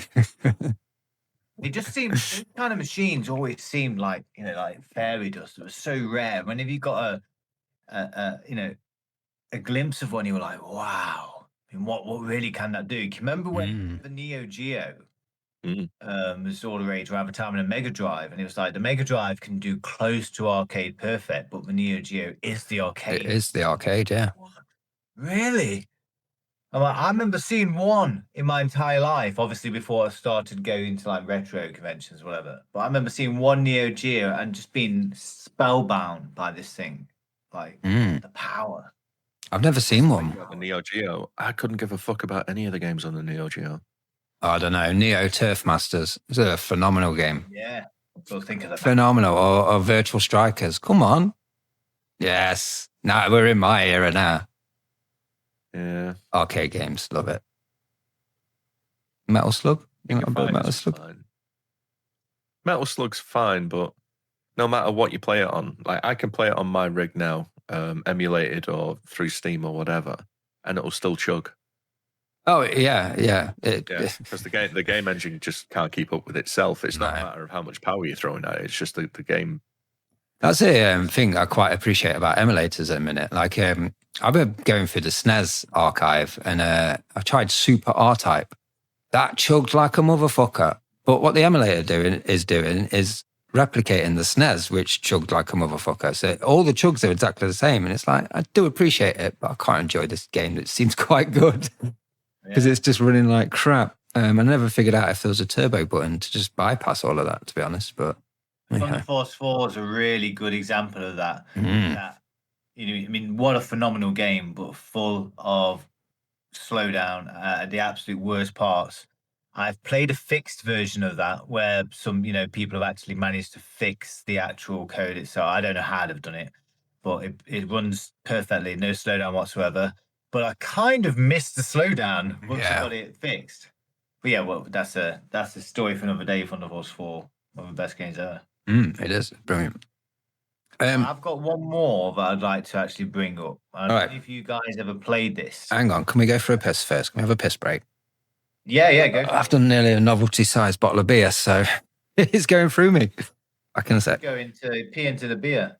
I should do really on camera. That'd just make it, wouldn't it? Recycle. But it's really funny. This is the professional podcast, isn't it? Piss break, gentlemen. Let's just take a sec. I loaded up Red Dead 2. Yeah. Because I installed Red Dead 1 and I thought, I actually was halfway through a game of Red Dead 2 about 2 or 3 years ago. Yeah. And I always forget that you just get sent straight back to the camp. Whenever you load a game up, it's never saved where you want it to. And it's got those, those Rockstar Games quirks where it will load you up randomly at a place. And the combat's always crap. The character controls are always awful, whereas the vehicle controls are always really nice. Like, it's nice to drive in Grand Theft Auto, and it's nice to ride the horse in Red Dead. But when you're off the horse, it just feels awful. You explained it perfectly. Something is off, and he is too I think heavy, they have over animated the characters. There's just something about it, and there is a massive delay between you pressing the button and then the actual, the input actually registering in the game. I don't know if that's by design or what, but yeah, it just made the character feel really kind of like heavy and lumpy to do anything on that. So when you were doing the more actiony side of things, it felt super unresponsive. It's like, Rockstar just have bad combat as well. Like, the combat isn't great in Red Dead, and it's always been awful in Grand Theft Auto. Like, but people seem to kind of Sleeping Dogs. I enjoy that.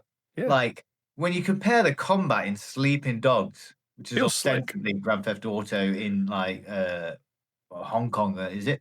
Yeah. Like, the combat in that game is beautiful, absolutely amazing. It's the Batman Arkham City style combat, isn't it? Similar, yeah. It's kind of like Yakuza, isn't it? So yeah, that's it, and it's like got that rhythm to it as well when you fight. Yeah. But when you compare when you're chasing people on foot as well, like the parkour section, I know you're only hopping over like fences or jumping up walls and stuff like that, but that feels slick as fuck as well. Yeah, really. Yeah, and it's sluggish. Even in GTA 5, running up to a fence then jumping over it is not seamless. No. It's like it's all about the cars. I mean, don't get me wrong, the car mechanics in GTA games have always been really nice. Well, The- I don't know. How do you the- feel about GTA 4? Because that plays very differently on the driving side of things to all of the. And they're awful to start with. I got used to it after a bit, but after going from Vice City and stuff like that, it was awful. Number 4 was. Yeah, it Is it feels slower, less responsive in the car, They feel kind of heavier? Boaty. It's like they have the suspension's very boaty. Yeah, you can't really do much precision driving in 4. Did you guys just carry on? Yeah. Yeah, we're yeah, just go for it. chatting. Yeah, it's fine. All right. Yeah. Sorry about that. Carry on, Hilly. You may carry on. Yeah. So I don't know if you two played this, but Heavy Rain. Mm-hmm. Yes. Mm-hmm. You remember Heavy Rain? Mm. And I've got really mixed feeling. Well, I put it on an overrated game list simply because I do think it's massively overrated. But again, it was one of those things that I remember seeing that advertised and the trailers for it and be like, wow. I wish I owned a PlayStation 4 so I could play that game. And something about it just looked really like deep and somber, melancholy and mysterious. And when I finally got a PlayStation 4 in like 2018, so I was a proper late adopter for the PS4, and I eagerly got like Heavy Rain, and I thought this is the most pretentious piece of crap I've ever seen. I hated it. Everything I hate about modern life was just like surmised by Heavy Rain. The main character was so unlikable. I couldn't get behind this guy at all because I was like, you're just a giant vagina. Like there's nothing about you which I'm just want to get behind. It's just you want to shake the guy. And he's gone through something absolutely traumatic and awful. And I just didn't have any sympathy for him. I kind of felt like it's your fault. And like, don't get me wrong, like I'm not going to ruin it for anyone who's never played the game. It's got this quite Mate, we interesting spoiled The Last of Us. We can definitely ending. spoil Heavy Rain. Yeah. It's got quite an interesting ending, let's put it that way.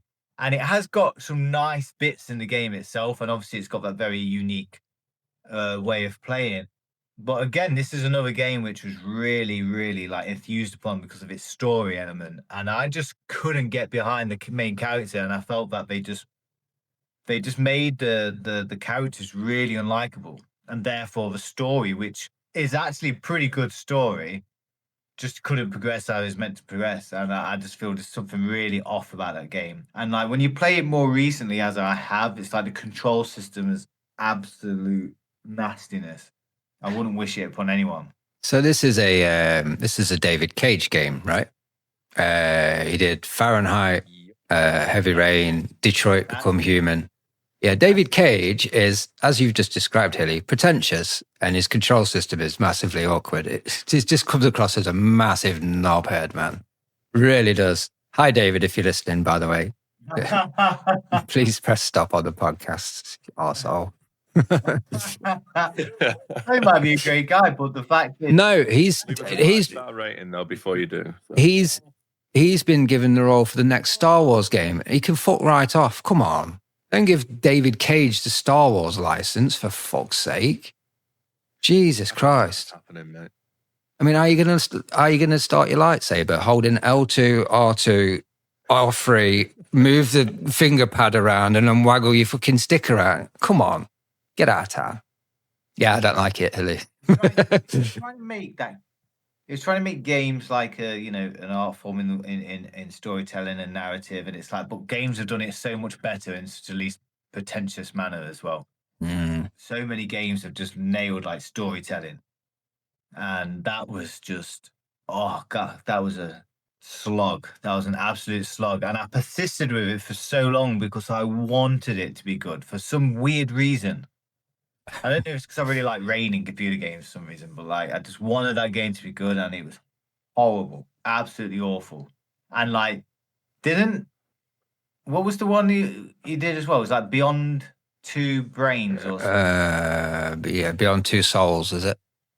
Beyond something Two like that. Souls. Who's Something the one like that's that, yeah. got yeah, Beyond Two Souls. That looked even worse. I've not played that one, to be with Ellen honest. Page in it. Yeah. No, was it? God, no. Like some games, I think when you that's, look at the trailer, you're just like, no, I'm never going to enjoy this. Even if I was like threatened to be sodomized by like 20 men, if I said I didn't enjoy it, I couldn't. This is like the worst thing in the world. It's a back of the box quote, isn't it? I'd rather be sodomized by 200 men than play Yeah, Beyond Two Souls. play this. Beyond Two Souls has got Ellen Page in it, and Yeah, that's. I think you'll find that's Elliot Page. I think you find if you look on the box art, it says Ellen Page. Okay, fair enough. It does, yeah. And it also Willem Dafoe. Oh, Yeah. okay. Didn't know he was in it.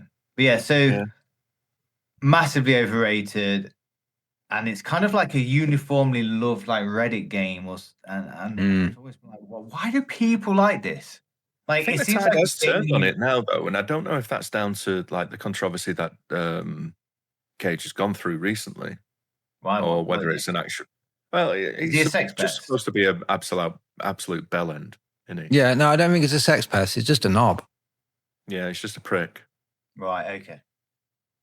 I think the problem is with people like that. It's when they were making like Fahrenheit, when he was making Fahrenheit and Heavy Rain, probably the internet wasn't so ruthless, I guess. And now, obviously, everybody's lives are on the internet. People have seen what he's like, and he's just a pretentious knobhead.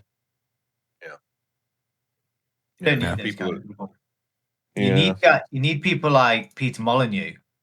They're the kind of pretentious people you want. Just like bonkers, like weirdos. Everything we said on this episode tonight, that is the hottest take out of all of them. We need more people like Peter Molyneux. What is he doing these days anyway? Like, honestly, just promising the world, probably. Every time he spoke, I knew he was just talking absolute nonsense. And like, but I was just like, I love this guy. Nothing's going to deliver on anything he's saying. He's going to release another game which is just not what he promised. And yeah, I still love the guy. We need more people like him. He does Fable, right? He did Fable. He's not involved in it. Is he not involved in it anymore? Right. Okay. I've still got a Connect in my drawer downstairs, so I'm waiting for that Milo. Oh yeah. Milo. Oh God, yeah. AI before all this nonsense kicked off. This is Milo. It still doesn't work as well as that now, does it? And stuff like that. It's like, come on, how did we fall for that? I bought a Connect. I was in. I was fully in.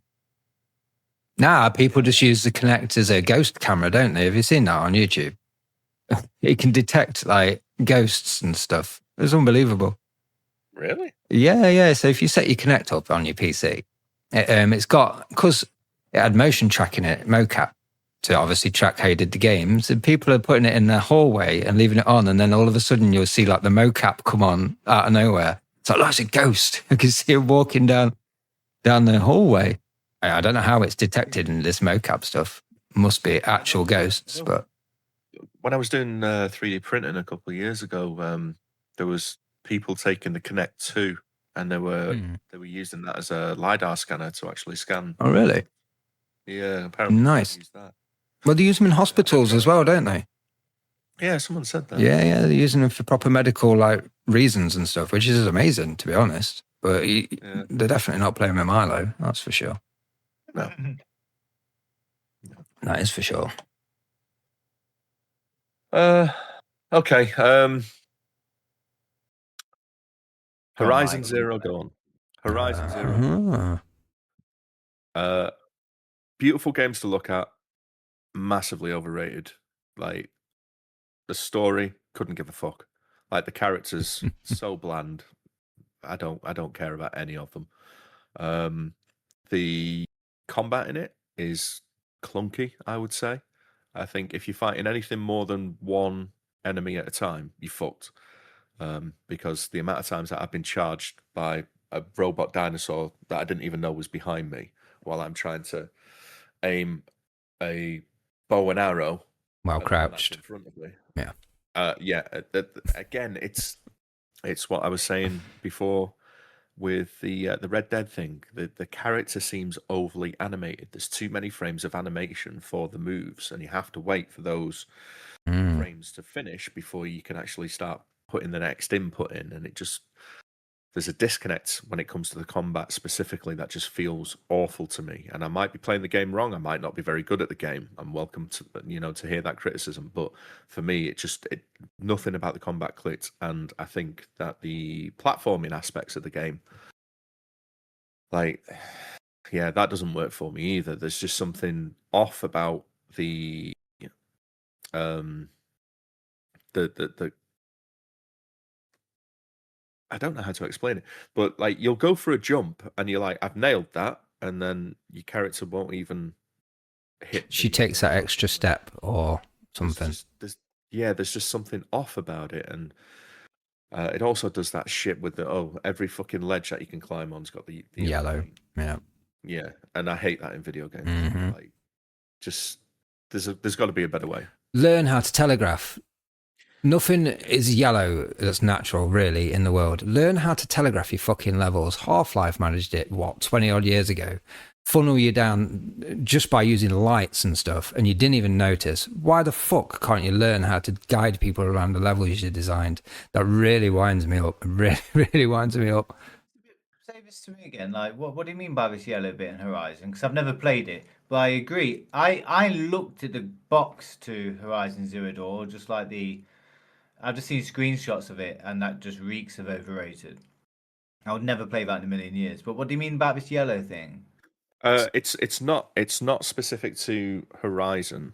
Tomb Raider did it as well. The newer Tomb Raiders. The newer Tomb Raider. A lot of like 3D action games where you're having to run and jump onto ledges and stuff like that are doing it.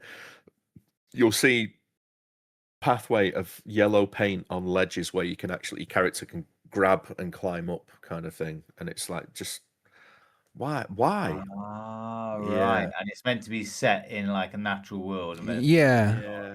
Well, Tomb Raider did it with white. So if you look on the newer Tomb Raiders, if you look around, the ledges are all got white like markings on where you can grapple onto. And it's like, come on. I mean, you paid a lot of money to make these games.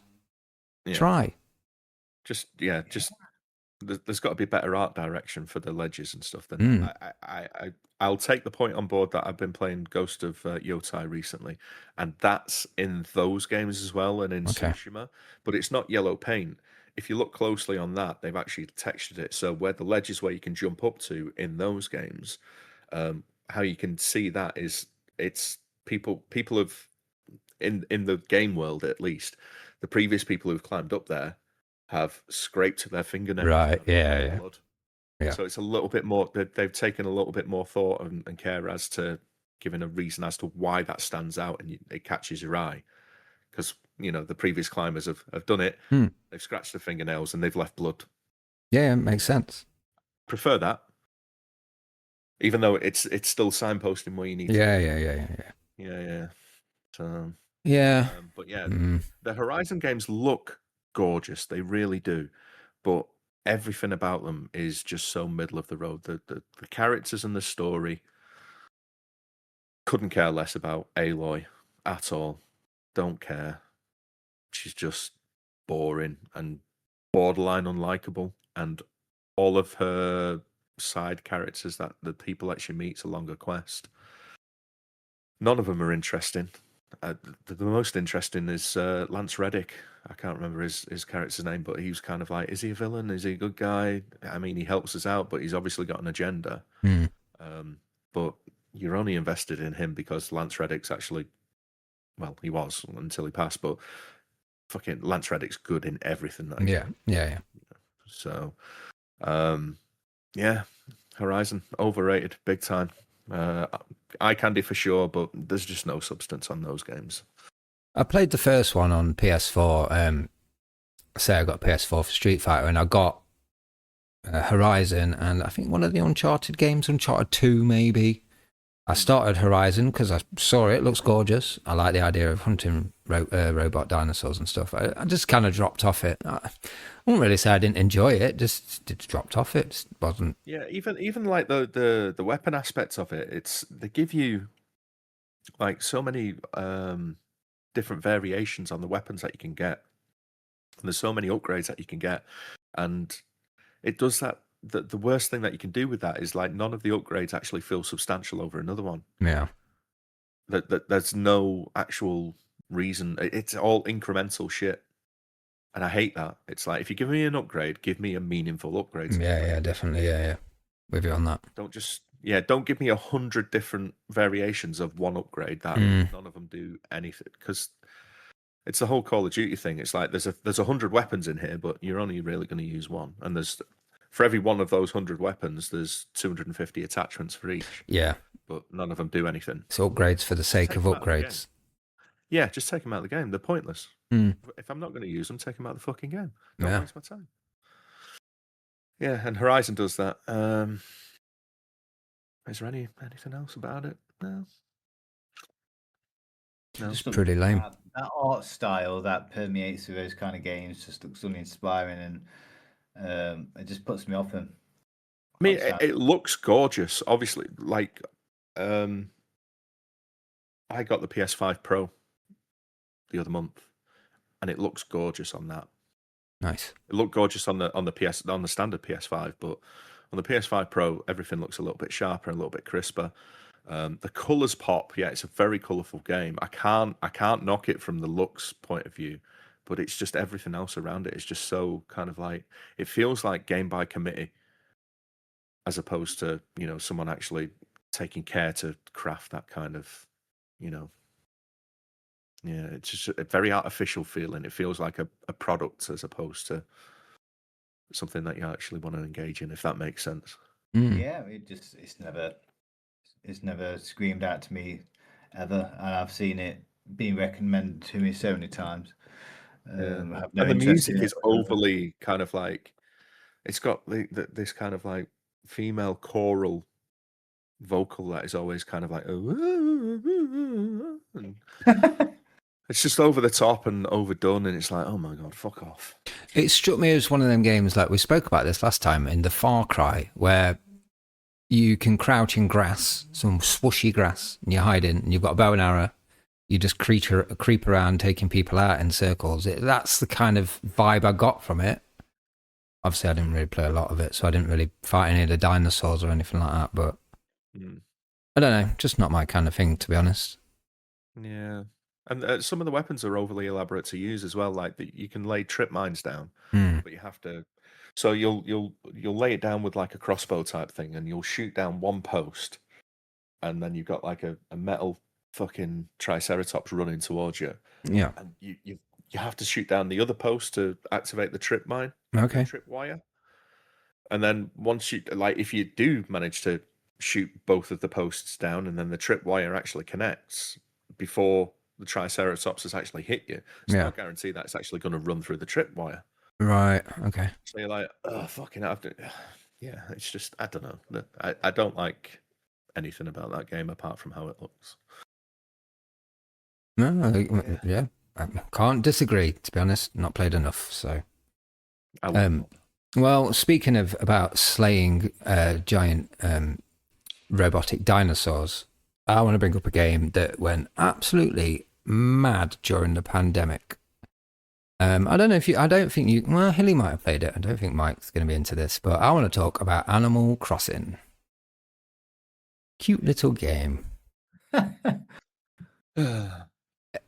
I've been playing it with my daughter recently. She's 6, so you can forgive her. The most boring game I've ever played. My God. At the moment, we're trying to upgrade this guy's shop, who, by the way, has invited us to his island and then is now charging us thousands and thousands of pounds for this house that he's given us. Don't know why. But he wants us to also build his shop. So we need to collect 30 hardwood, 30 softwood, 30 wood, and then some stones. And to do that, I just walk around with an axe and I hit a tree and it drops 3 of each, 1 of each. I pick them up, I go to another tree, and I've got to do that 30 times, but my axe breaks halfway through, so then I have to go and find the bits to make another axe, go to the shop, and it's a Nintendo game, so you speak to the person to make a new axe, and he does the whole dialogue every single fucking time.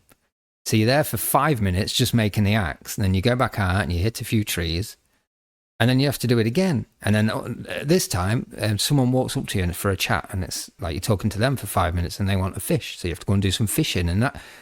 And I get it's busy work and it's keeping you occupied, and I kind of get that through the pandemic when nobody had anything to do because they were all furloughed. Yeah, fair enough, but I don't get it at all. It's so slow, and this was one of the best games of 2020, 2019, 2020. Not for me, not at all. I don't know if you guys have ever played it. All right. I haven't, and I've seen that they've only just released the Switch 2 upgrade, and I was like, should I dive into it and give it a try? I think you've just made my mind up for me, because the only other game that and I'm not taking away from this one, but the other game that I was going to bring up on my list is Stardew Valley. Oh, yeah. And everything you just said there is everything I was going to say about Stardew Valley. So I don't think this style of game is for me. Well, Stardew Valley has got dungeons and fighting in it. Animal Crossing hasn't. Okay. So I haven't found any of them. It feels like going to the wheat over there, the wood over there. Yeah, and then make your relationships and yeah. Yes. So I haven't got to any dungeons yet, and then I'm like, if this is all the game's got to offer, then no.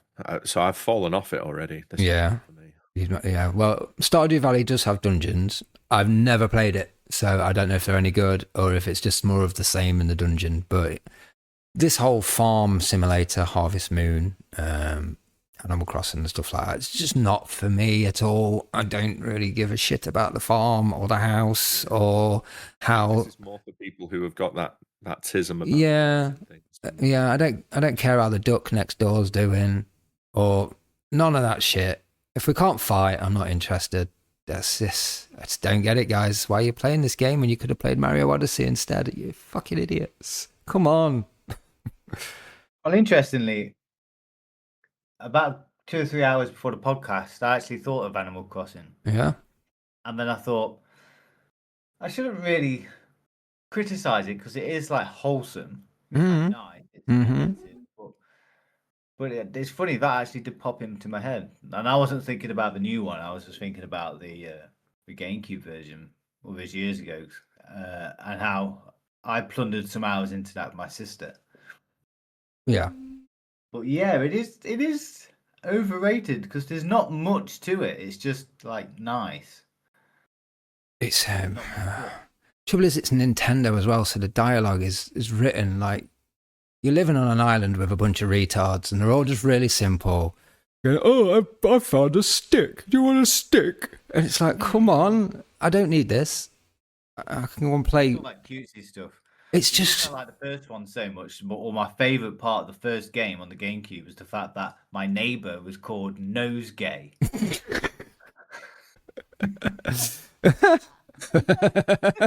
So I just used to log in every day just to see how Nosegay was doing. I mean, yeah, I'd get me in, to be honest. I just kept thinking about how the programmer or like some like QA localizer was like, well, this guy is called Nosegay when we've translated it from Japanese. Yeah, that was the best bit. So on that alone, I was like, no, overrated. Nosegay. I used to have a video. It was a bluey version of Was it Roxanne with Steve Martin with a big nose? Yeah, it was a bluey version of that. His Nosegay reminds me of that because he was fucking a lot of men with his nose. Yeah, well, you know. But yeah, Animal Crossing, don't do it. Don't bother. But I don't know. I guess some people like it. Some people want to have a little cozy game like that. I don't know. Yeah. It's fucking dull, isn't it? No, it's dull. It's dull, really dull. Let me shoot something. Yeah.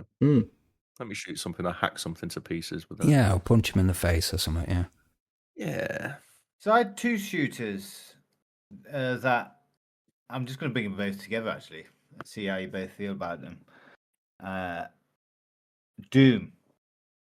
Now I never played Doom at the time. Sorry. Wait. Which one? The original Doom, Fuck off. right? I never played it at the time. I never played Doom at the time. I had no access to it, and it got released on the SNES, I think.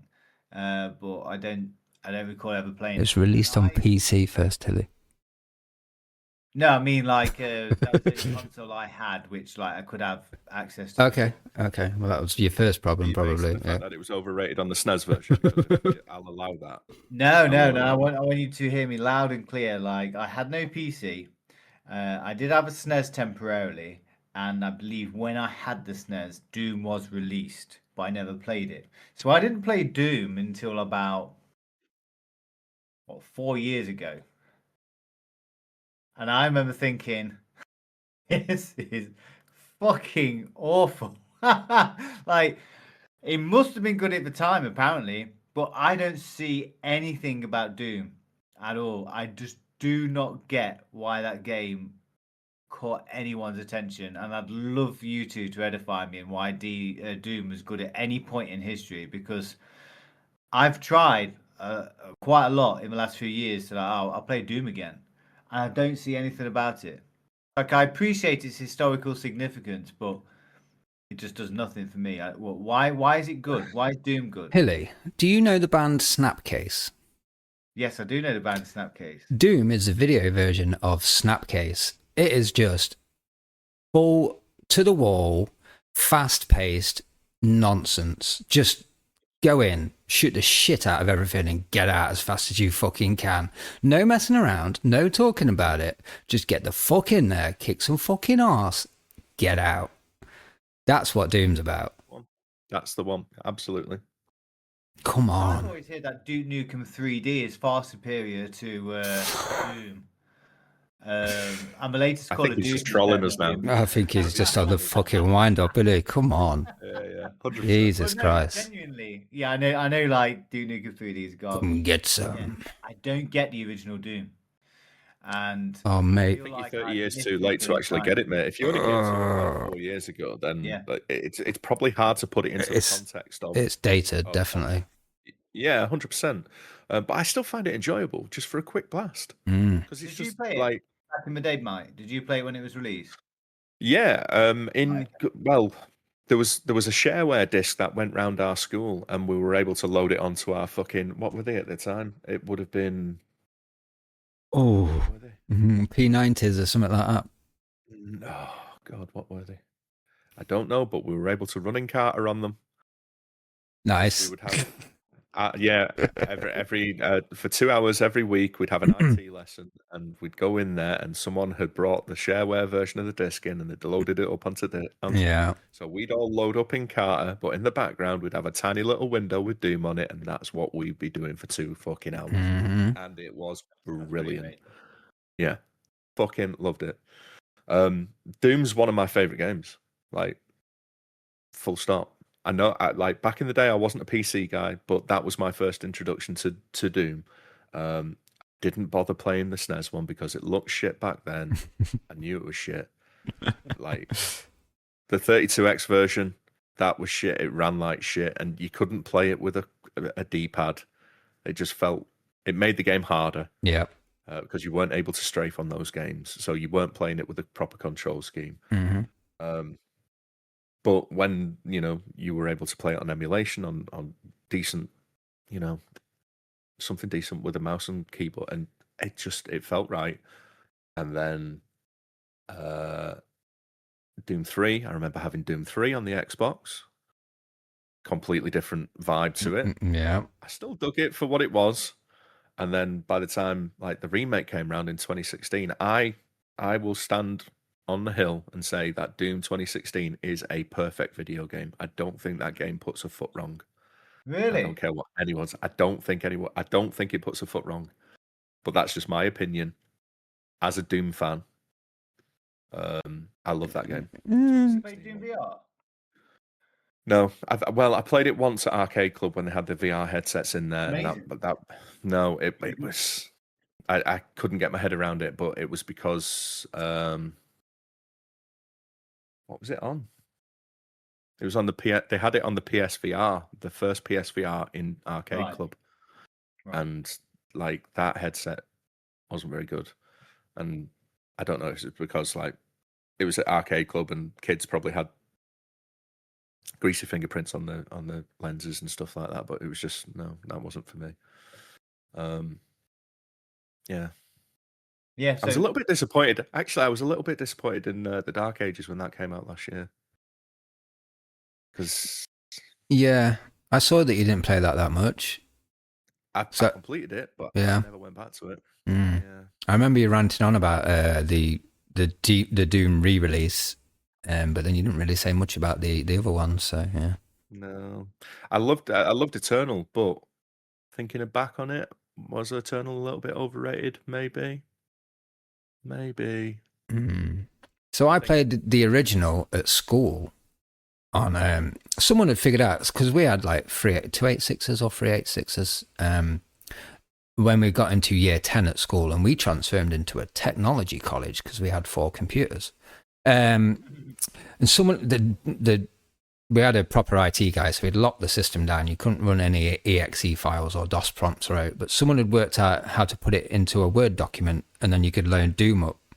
So we were doing LAN parties during our English lessons and stuff on Doom. We were playing, I think we managed to get 6 people on at the same time on original Doom.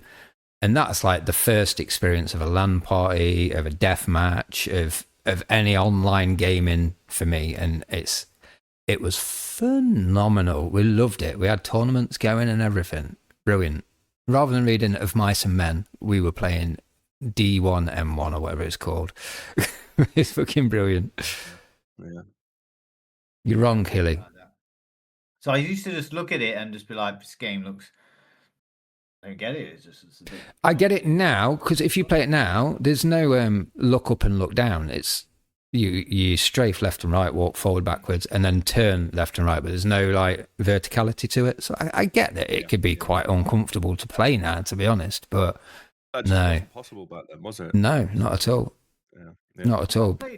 I've played old games for the very first time ever in the last 10 years, for example, and thought, oh, that was brilliant. I wish I'd played that when I was younger. But when I played Doom, I was like, wow, I'm really glad I didn't play this. And I'm glad I played good games instead. Actually, saying that, Hilly, if you got an N64... Ooh, shout. Yeah, Doom 64. Yeah. Is it good? Definitely. There you go. So that's number 6 on the list. Yeah. We'll check it I'd out. put that above Mario Kart. Which one? 3 times. I wouldn't personally, so but it's Doom 64, then 5 Mario Kart 64s. yeah.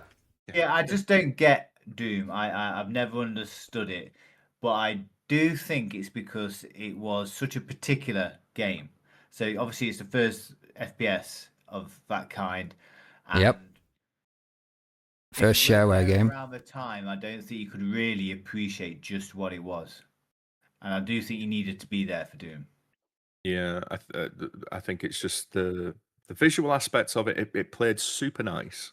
It was gory as hell. The music was kick-ass. It was everything that a growing boy needed back in the day. It was also another game that triggered the Bible bashers in America. Yeah, because it was all hell spawn. Yeah, mothers did not like it. No. Well, there you go. Is it me again? No. It's Mike. Is it Mike? Go on, Mike. I'm kind of out of everything because I piggybacked on Dean's with. All right.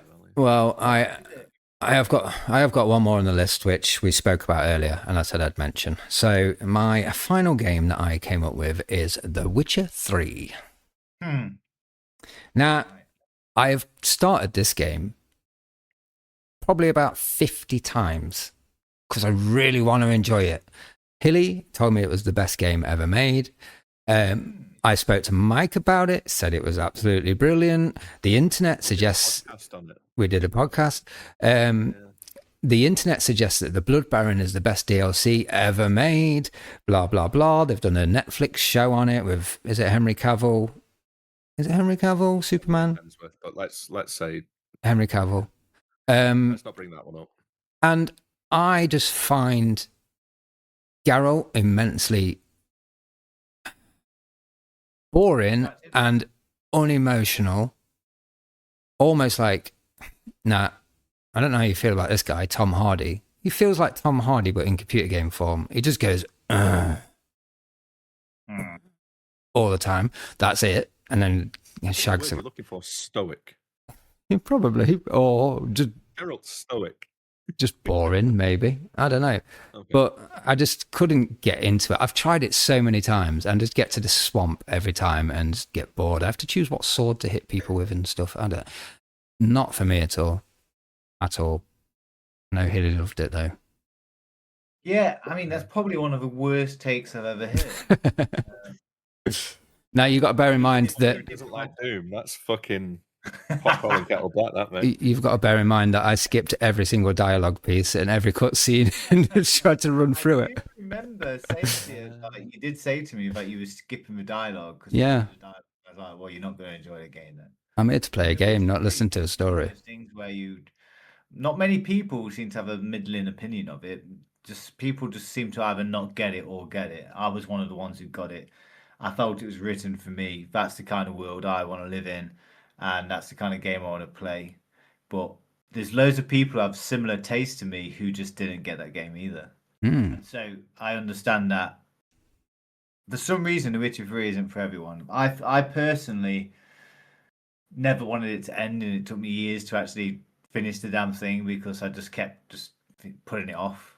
Yeah, I remember you saying you put hundreds of hours into it. It's just one of those games. But I actually can understand why you would think it's overrated. But at the same time, I don't think it is in the slightest. Personally, I just think, for me, gaming had this incredible trajectory where it was just going on the ascendancy from the 80s, the 90s, the 2000s, and then it hit The Witcher 3 in 2015, and then it's gone through a bit of an up and down wobble period. It's currently getting a bit down. But I personally think gaming was just like flying upwards and then peaked with that. And then we've had 10 years of just, well, Horizon Zero Dawn.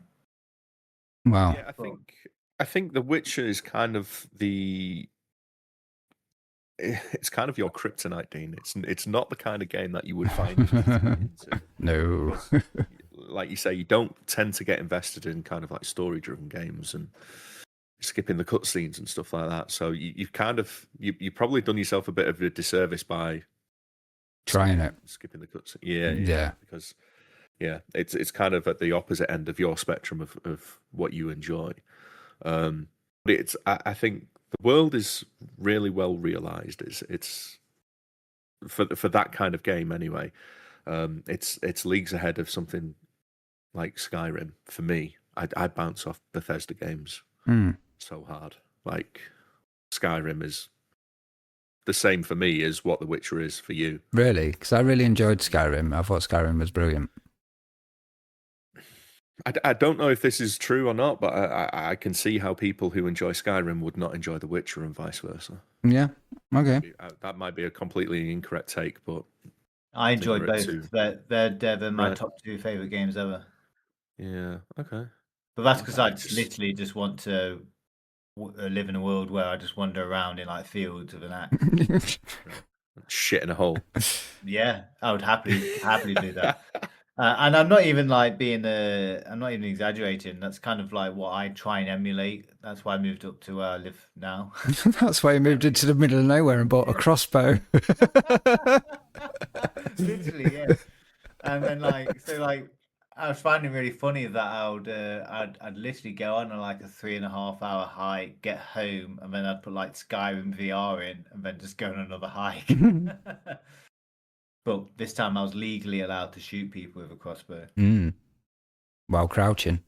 Do you do that in real life with your real crossbow? Do you like just crouch down as soon as you see someone?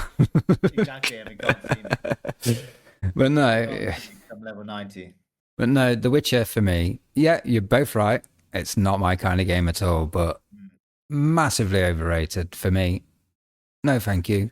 Stuff your dialogue up your arse. I'd actually like to hear why you think it's overrated, though. And because it's say like subjectively, I don't like it. But if we want to talk about something being really overrated, like Red Dead, we talked about like its control scheme and the fact that you can't really remember too much about it.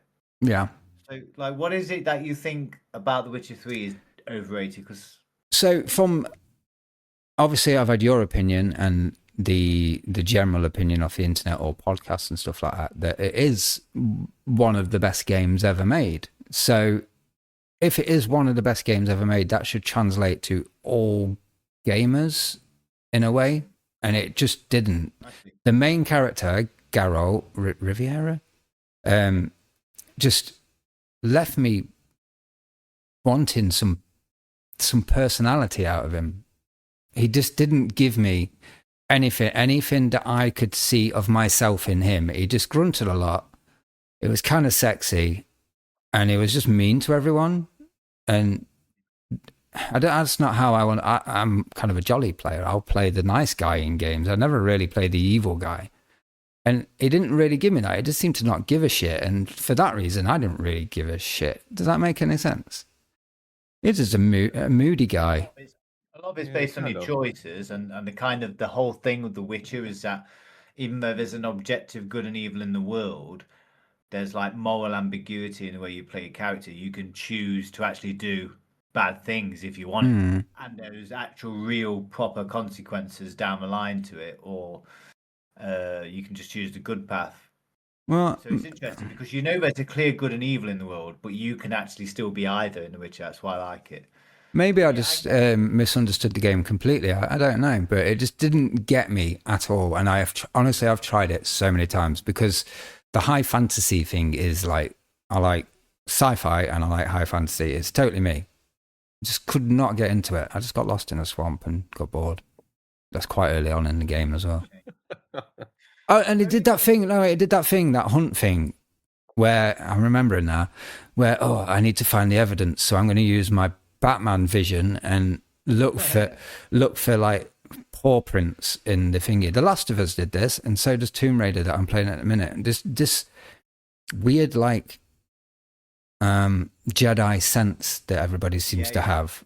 I hate that. I can't stand that. Just let me find it. I don't need to. Geralt's got enhanced senses because he is a Witcher, so he's able to use those. Never made sense in the Tomb Raider game, so no. So he's not a human per se. He's an enhanced. Yeah, no, I get that. It's just kind of boring, though, isn't it? You know, I don't want to be walking around the swamp with me Batman vision on, going, "Oh, there's some evidence." That's brilliant. That's absolutely brilliant. So you really hit on something there when you were like, you expect if something is a like perfect game or the best ever, then it's going to be universally liked by 99% of gamers, for example. Yeah. Like, wonder what games Tetris are liked by pretty much everyone. Like, what games we can all agree on them and say, like, yeah, this is actually brilliant. Tetris, yeah, I'd say that, but I don't know, actually. Will everyone love Tetris? Does everyone love Mario Kart on the SNES, for example? Or Mario World?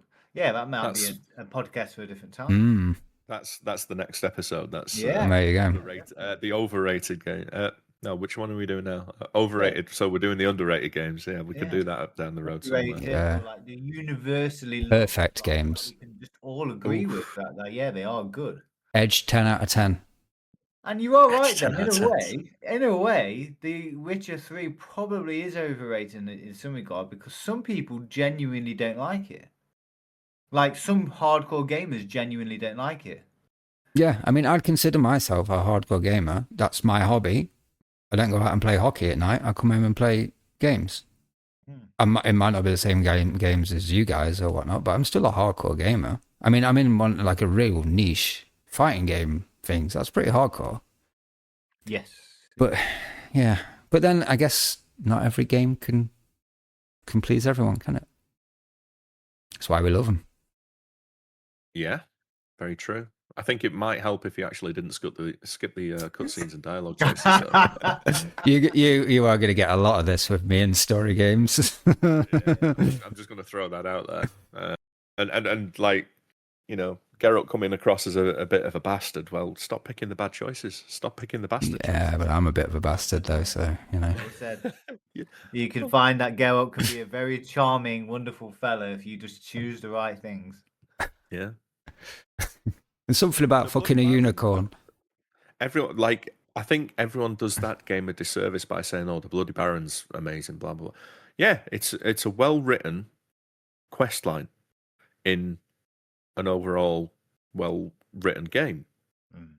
But for everyone to pinpoint that game is more than just the Bloody Baron quest line. That's what, maybe 40 minutes out of the game, that quest Yeah, line. weird actually. I would never saw that as a highlight. I think it's just the subject matter that the Bloody Baron deals with, with the dead baby aspects and all that kind of Yeah, stuff. and it's That's not dealt with something. really well. It's really well. Yeah, and it's not something that you come across in every kind of like video game. That kind of subject matter isn't tackled in.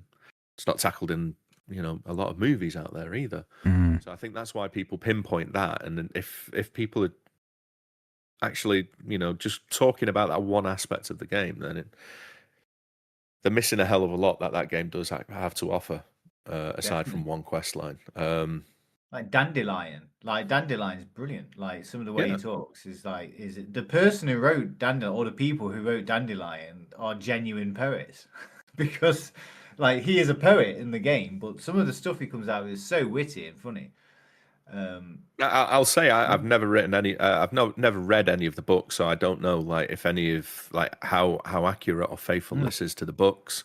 I wouldn't compare it necessarily to the TV show, because again that's its own thing, and it's the TV show was so dense from the get-go that I just gave up on it on the first episode. It was so much Witcher to it that if you're not into The Witcher, where do you even start?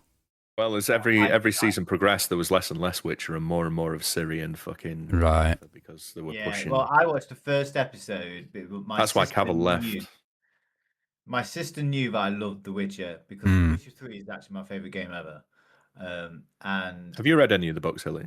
No, but I am eyeing up as we speak a very nice set of all the books. So I am actually going to put the time away and read them. Nice.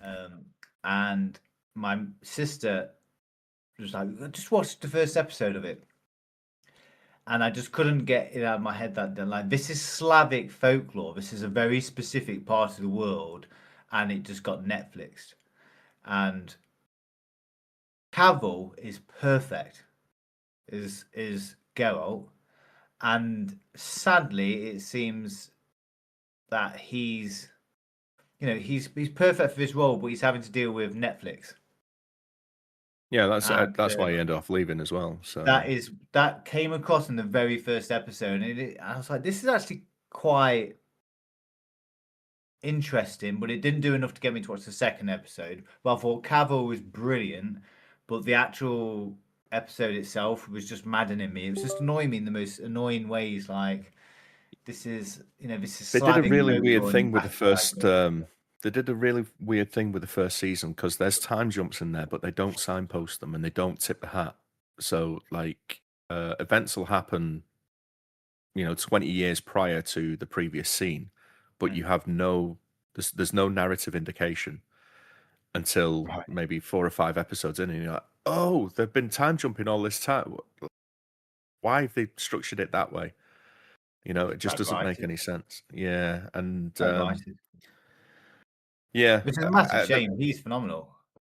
Yeah, he suits it to the ground, and he's a fan of the material as well. He said he's read the books, and he was pushing for them to be more faithful to the books, but the Netflix writers had their own agendas, and that's why. Yeah, exactly. Yeah, he was just like, peace, I'm out. I'm going to go over and do Superman. Then he got that rug pulled out from under him by James Gunn again. And then I think he's doing something with Amazon for Warhammer now. Really? Nice. Yeah. Here's one of us. Well, I think Amazon are trying to capitalize on the whole, gamers aspect with the TV shows that they're doing, because like they're doing a Warhammer thing with Cavill. I know, I'm coming in. They've just announced the casting for the God of War stuff. So the guy who voiced Thor in God of War Ragnarok is actually going to play Kratos. They brought back the guy who played Mimir in the games to play Mimir in the TV show. So I'm actually quite looking forward to that now. Anyway. Yeah. Didn't mean to go off on that. Yeah. And we look forward to that, but we don't look forward to The Witcher. Well, I don't anyway. I'll just say the last thing. I won't embellish too much about this one, but because I put it like next to Doom, Halo. Okay. I'm with you on that one, mate. I've never got Halo, and Me neither. Are we talking campaign or multiplayer? I Both. would say the multiplayer of both. I don't. When I saw Uh, Halo released, yeah, and obviously this is when I was fully back into gaming. I was working in the industry, and I was absolutely loving gaming at that time. 2002 to 15 was just an incredible period, and everyone was talking about like Halo. Oh, it looks so good, so good. It's like cool. And when I saw it, I was like, this isn't doing anything for me. I feel like I'm missing something. What am I missing? And I'm currently playing through it with my sister because she's been begging me to play with her for years. So I'm finally doing it with her. And whilst I'm enjoying it because I'm playing it with my sister and it's good quality time with her, I don't get why this game's good. And I feel like someone needs to sit me down and say, this is why Halo's good because it just feels like a cliche. It feels like just really unimaginative. And the controls are annoying and the things are just uninspired to me. And I think I'm missing something with Halo. I don't get it. But at the same time, I wish games would go back to the era where Halo was really popular. Because they seem like really cool days. And the people who like Halo seem to have really good taste generally. But for me, I don't get it. And it just seems the most overrated game so I've when ever seen. when Halo released, it was PC first, and we had stuff like Game Spy and the All Seeing Eye and stuff like that, where we played online games, and it was a bit like the Wild West. And then the Xbox came out with Xbox Online or whatever it was called, and that sort of didn't make it sexy, but it made it easy. And Halo was obviously the flagship game to that. And what Halo did as a first-person shooter multiplayer-wise is it put everyone in the same boat on the map. So with Quake, with Call of Duty, with Battlefield, you could choose different weapons and stuff like that. But Halo, you all started with the same weapon. You were on the same map, obviously, and you went and picked your weapons up as you walked around, and it just put everyone in the same playing field, and it made it even. A bit like Street Fighter would do if, like, say, me and you both pick Ryu. We're exactly the same. So the best player will be the winner. And if that makes sense, there was no pay to win. Yeah, there was no I find it interesting. no pay to win, no play to win, no unlock this to win, no secret sauce to win the game. It was just skill. More so with Halo 2. Halo 3 got a bit silly. But yeah, that's the way I saw Halo. It was just a blank canvas, which worked really well as well, actually. The game like ran well. I thought it controlled all right for a first-person shooter. And it was just fun, man. It was just a lot of fun. That's just all I can say about Halo. I'm not a big Halo fan. Maybe it's another example of me not being put off by a game's art style and thinking this sucks. Gears of War did the same to me. Do you know when Gears of War was first released? I remember looking at it and I remember thinking like, Yeah. I don't like the art style. It's grey, slimy, grungy. Resident Evil 4 is the best looking game, and all of a sudden people are telling me Gears of War is the best looking game, and because I was loving Resident Evil 4, I got like kind of weirdly defensive of it. And actually, I went and played Gears of War about 5 years after its release and loved it. I thought it was a great game. So I was completely wrong to judge down its art style. But Halo, this was, I don't know. I don't know. Can't put my hand on it. Why don't I like that game? It just seems like good to me. When I played it, I played with a load of pals. And we had like teams and stuff, and we were on every night. So maybe that was why I enjoyed it more. Yeah, I guess so. I just find it bland, and I don't like the gunplay. It is I bland. don't like the Yeah, movement. it's bland. It is bland. It is. But that's why I like it. Because I'm not the Master Chief, I'm Dean. And I'm shooting you with my machine gun.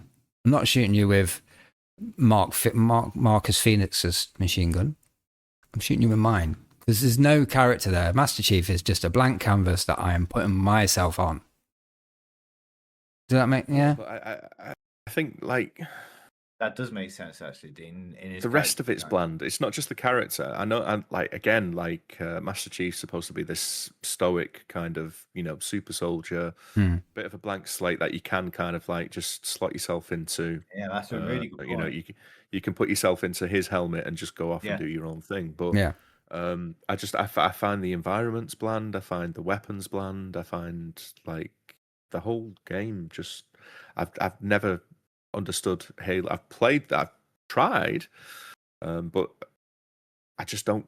They don't click for me for whatever reason it is. It's just not my flavor of FPS. Yeah.